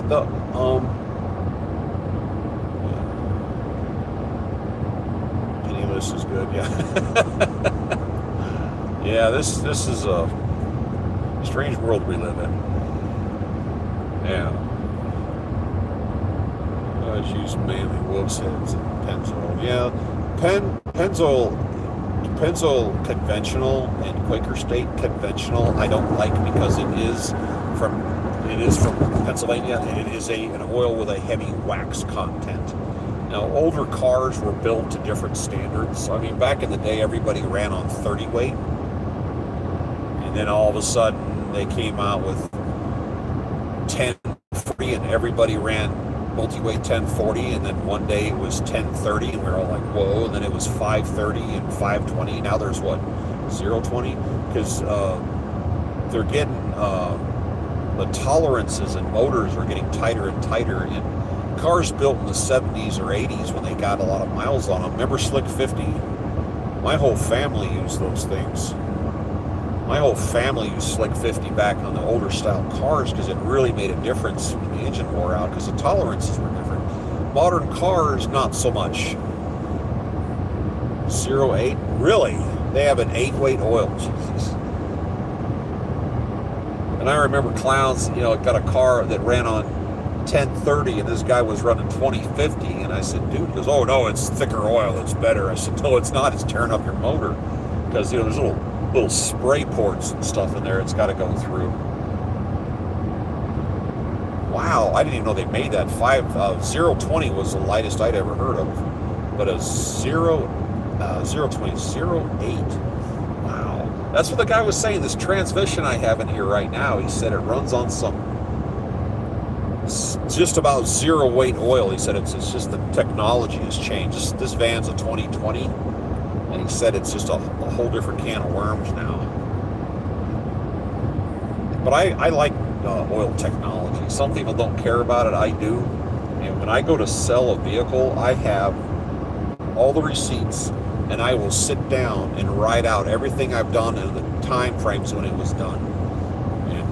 When someone comes to look at a vehicle you're trying to sell, I tell them, those anal retentive weirdos that over-service their vehicles? I said, that's me. I'm the guy you want to buy a used vehicle off. And then you just start going into it. I said, let me regurgitate what's going on, and just start going and da-da-da. And by the time we're done, they're ready to buy it, and they haven't even driven it. I've had a lot of luck with that. Mist oil is clean on oil, that's true. And I do my oil changes are at 10,000 mile oil change, and it's got a computer that counts down. Like right now I'm at, let's see here, because I just changed it, vehicle maintenance, I'm down at 95%, and I get down into the single digits is when I start trying to find some place to change it. And it's somewhat dirty at 10,000 miles, but it's not like ugh. And I've seen oil that's ugh before.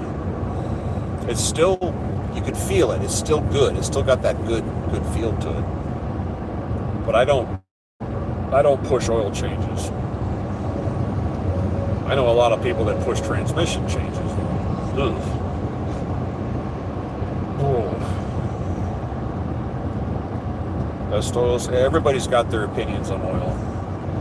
That's in the synthetic oil department. A lot of people will talk about, oh, this synthetic's better. That's it. They say, well, why is yours better? Well, it meets or exceeds the standards of blah blah blah blah. Then you ask the next guy, why is your oil better? Your synthetic oil. Oh, it meets or exceeds the standards of blah blah blah blah. Everybody's got their fits. It's kind of the same stuff.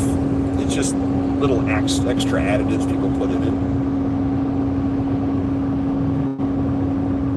That's something my uncle talked about, an oil analysis to check to see what your engine was doing. There was a woman that works at the company I'm at, and she has this exact same van in a different color, and she had, I don't know what her maintenance schedule was, but she had 565,000 miles on it, and it's on the original engine. So that's a good sign. And if you've been watching this video for a little while, you realize this is what I do right here. I'm on cruise control on the highway. This is the wear and tear it gets. When I pull into a rest area, I turn the lights off and I leave it running, so there's no cold start. When I go to a gas station, I leave it running and turn the lights off. It's real quiet. So I keep the oil circulating. I don't cycle the starter. I never use any, I never use any additives in the fuel. Do you use fuel additives? I put in Lucas or Seafoam injector cleaner every once in a while. I will pour one of those in here to keep things moving. Since it got super duper cold recently up north, hitting the zeros, I have bought a couple of bottles of heat, which is to get any kind of moisture out of there so you don't have freezing problems. Does it work? I don't know. I put it in. It's cheap. The Lucas or the Seafoam injector cleaners, one of them is a little more watery, and I think the Lucas is a little more syrupy. If I run the tank low, I'll pour that in and then put fuel on top of it to mix it in. You can do reviews on injector cleaners, and they like those. Don't buy the Techron that costs like 99 cents. That's just alcohol. Buy a brand name. It's not an oil additive. That's a fuel. That's what I put in the gas tank. Yeah, I pour it into the fuel system. I don't use any type of oil additives to this vehicle. I've never have. I just keep that castor oil edge. There's two kinds of when I first started doing this, the castor oil edge 520 full synthetic comes in a black bottle, and there's a castor oil 520 full synthetic GTX in a silver bottle, and I used both of them kind of back and forth, and I finally had to stop and go, what's the difference between this and this, and why do they sell the same stuff? And it seems that the GTX is a really, really good full synthetic oil, but it's, quote, budget-minded for like fleet vehicles. And the Edge is the premium with all the extra goodies in it. It's designed to last 20,000 miles, which, I mean, if you get into a bad situation, you have to go a little long on your oil change. That's probably useful. But I'm not paying for my oil. I get it with free money from Fetch and Upside, so I just go ahead and use the good stuff. And I keep Edge in here at all times, and I will continue to use this going forward.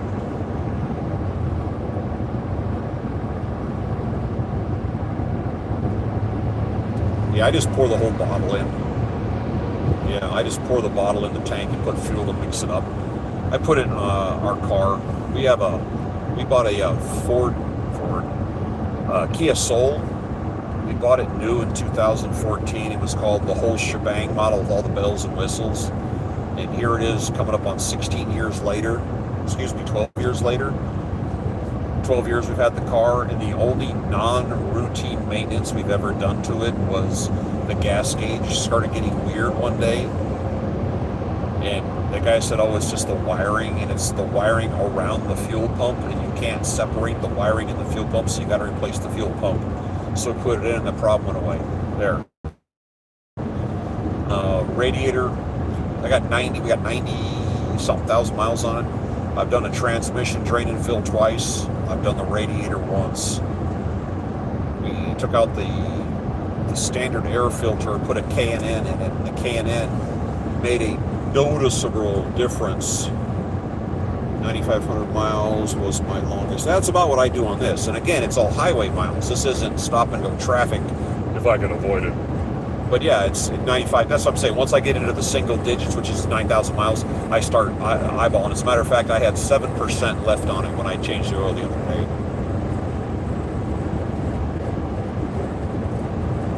Oh yeah, the diesel, but I don't mess with diesel.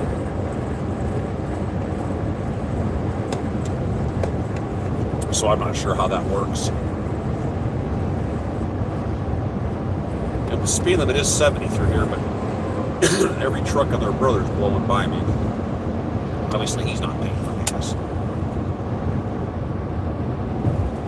I have a turn coming up at 8.5 miles. Dun, dun, dun. I'm getting excited.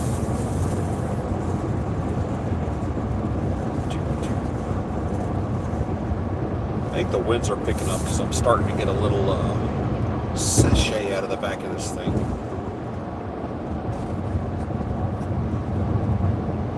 Can't wait to get home and see the wife poop. My wife and we're one of those weird married couples that actually like to hang around with each other. I know, strange concept, isn't it? But we actually get a kick out of hanging out with each other, going places and doing things. I've known this woman for so long, I can read her mind and I can answer questions she hasn't asked me. I know how to find clothes for her. I know what she likes to eat. I can give her honest opinions on fashion and whatnot, what she's trying to do. and I know how she's entertained. So when I schedule our little trips, I've pretty much hit it out of the park every time. You know what kind of activities she wants to get into. And yet somehow we still have, every once in a while she'll throw a surprise at me. Your mind likes crunchy food. The French fries that are on the little skinny runty French fries that are crunchy. She likes food that crunches and is like maybe a little, like put a pizza through the oven at the pizza joint. She wants her pizza, her half, for instance, put it back in again. She likes it a little overcooked. That's her thing. So I will make sure half the pizza gets put back through the oven a second time. They look at you funny. I go, trust me. And that's how she takes it. I'm not a coffee drinker, but I know how she likes coffee, and I know how she likes it. And I can actually make it better than her, which drives her crazy.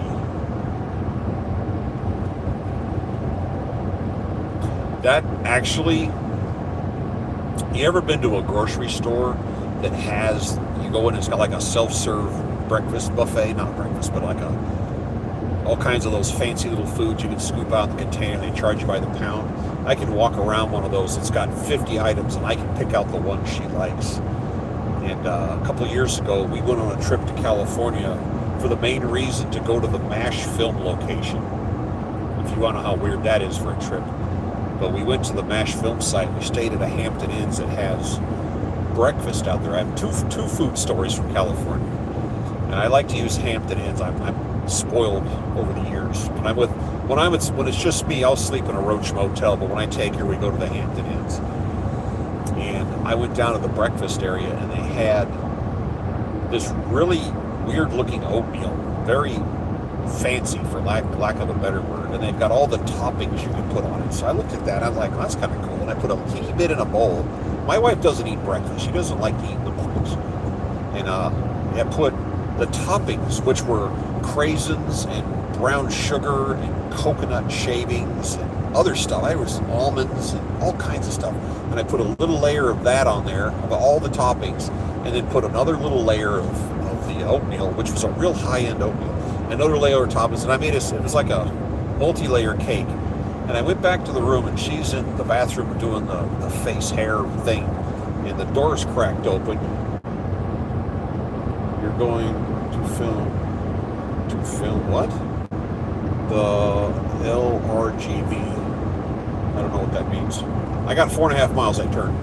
And I made all these layers. Now, this is a woman that doesn't eat breakfast in the morning. She just doesn't like breakfast. I kind of slipped through the door, and the door closed behind. I went out and waited. She come out, and she's holding the bowl in her hand, and it's empty. And she goes, I just ate this whole thing. We're both looking, whoa. And I goes, this is really good. And then there was this really fancy designer grocery store right down the street from our hotel that came up on Upside, and they were giving you 20% back because you want to buy certain snacks and stuff. Niagara, whoa, the night gone. Oh, and something started with a G, like Gerskoski's or something. It was a really fancy grocery store, and they had one of those little salad bar things. I found some kind of lower Rio Grande Valley. Oh, well, I'm not quite to the lower Rio Grande Valley yet. We're in Illinois. And I went through this whole bar, and I found this Mediterranean salad combo thing. And I got a big container of, like a quart container. I went back to the hotel room, and she tried it. She goes, oh, let me have some of that. I scooped, she got a little cup, and she scooped a little bit into the cup. And then I took the cup and handed her the bowl and a fork, and I went and sat down. She goes, oh, no, I don't want this. Yeah, she didn't. She killed that in about 10 minutes. Looked over, she's got the lid tipped back, and she's knocking on the bottom of it. And I went, uh-huh. So while we were staying there over the next few days, I went and got more of that stuff for her. But it's kind of neat to be with somebody for so long that you can read their mind and read their moods and do that kind of stuff. That's kind of a neat place to be. Besides, I can't take her back. They won't. I lost the receipt, and apparently she's analog and everything's digital now. I can't even get store credit for her. Yeah, I'm stuck with her. Oh well, might as well. She's paid for it. All right, I think, yeah, let's see. 2.2 miles. We're going to have a turn. It's getting exciting, so hang on.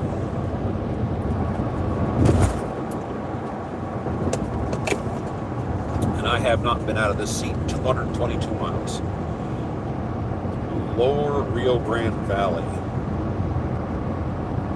I've been to the Laredo, I don't know, a couple dozen times. I've never been to Hidalgo, whatever. And that is closer to Brownsville.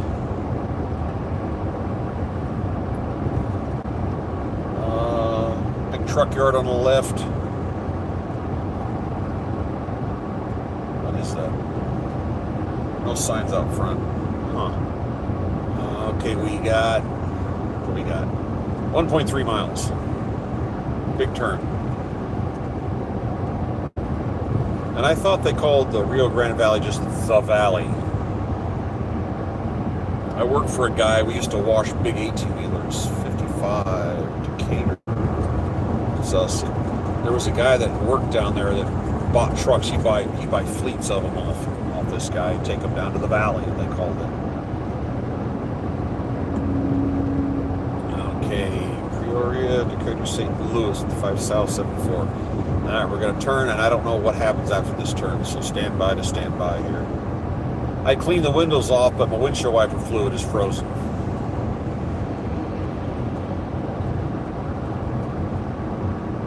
And when you flip the wipers on a dry, frozen windshield, the cold rubber sounds like you're trying to strangle a cat.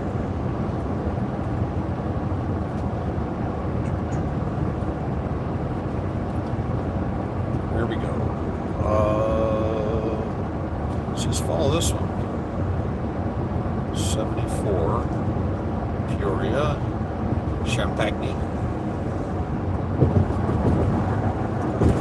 That's right. We got a turn coming up. There's a Love's off to the left, and it says, I think, 265 is the gap. And that's Illinois prices. So once we get out of Illinois, the prices are going to drop noticeably. Oh yeah, hang on. Woo! Both of my hands are up in the air right now. Woo!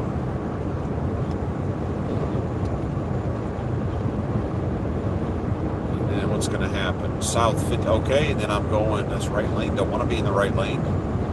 Sliding over one. All right, our next turn is in 6.9 miles, which is 55 south towards St. Louis, and I think I chased 55. Whoa, boy, I can feel that. I got a crosswind now. Getting up here, we're going to turn to the left. I got a 55 will take me, I believe, all the way down to Memphis. Yeah, I got a strong crosswind. Wow. I can really feel that.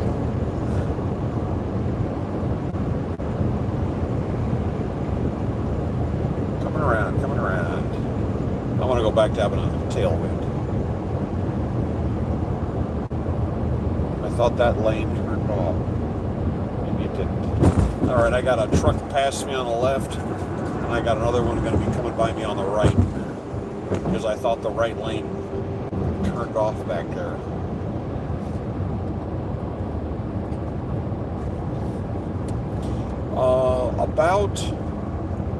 I don't know if anybody pays attention to the news, but about 2.5 years ago, whoa, pick a lane, dude.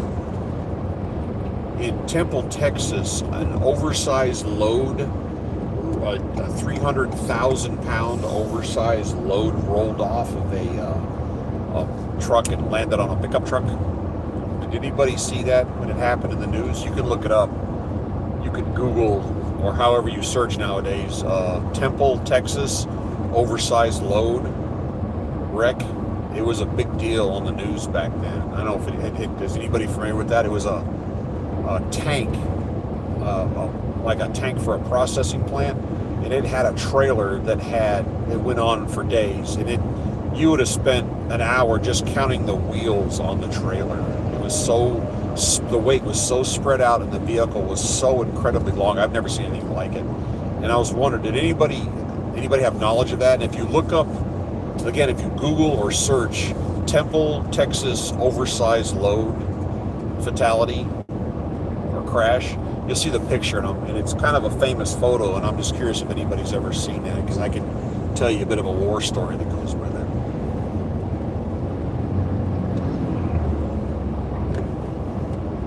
Ugh. 4.4 miles, we turn again.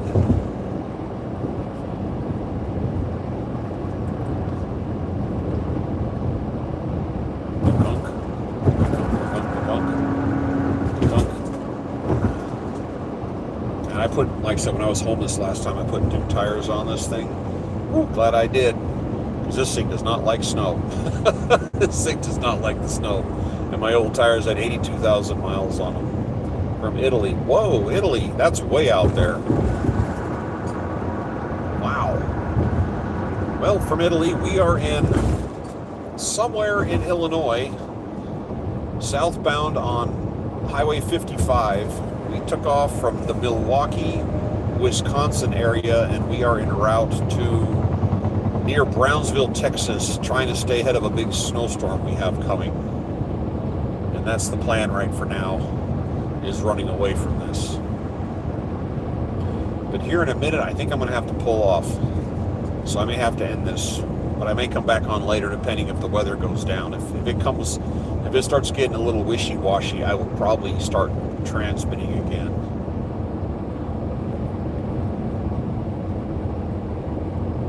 But so far we're lucky. Can anybody, if anybody's here has a chance, can you tell me where the storm is as it started? Are we still working on it, or is it coming, or am I safe for now? Because I'm going to drive until I can't drive anymore tonight. Fair winds and following seas, exactly. The North Las Vegas Airport has a little cafeteria called Sunshine and Tailwinds.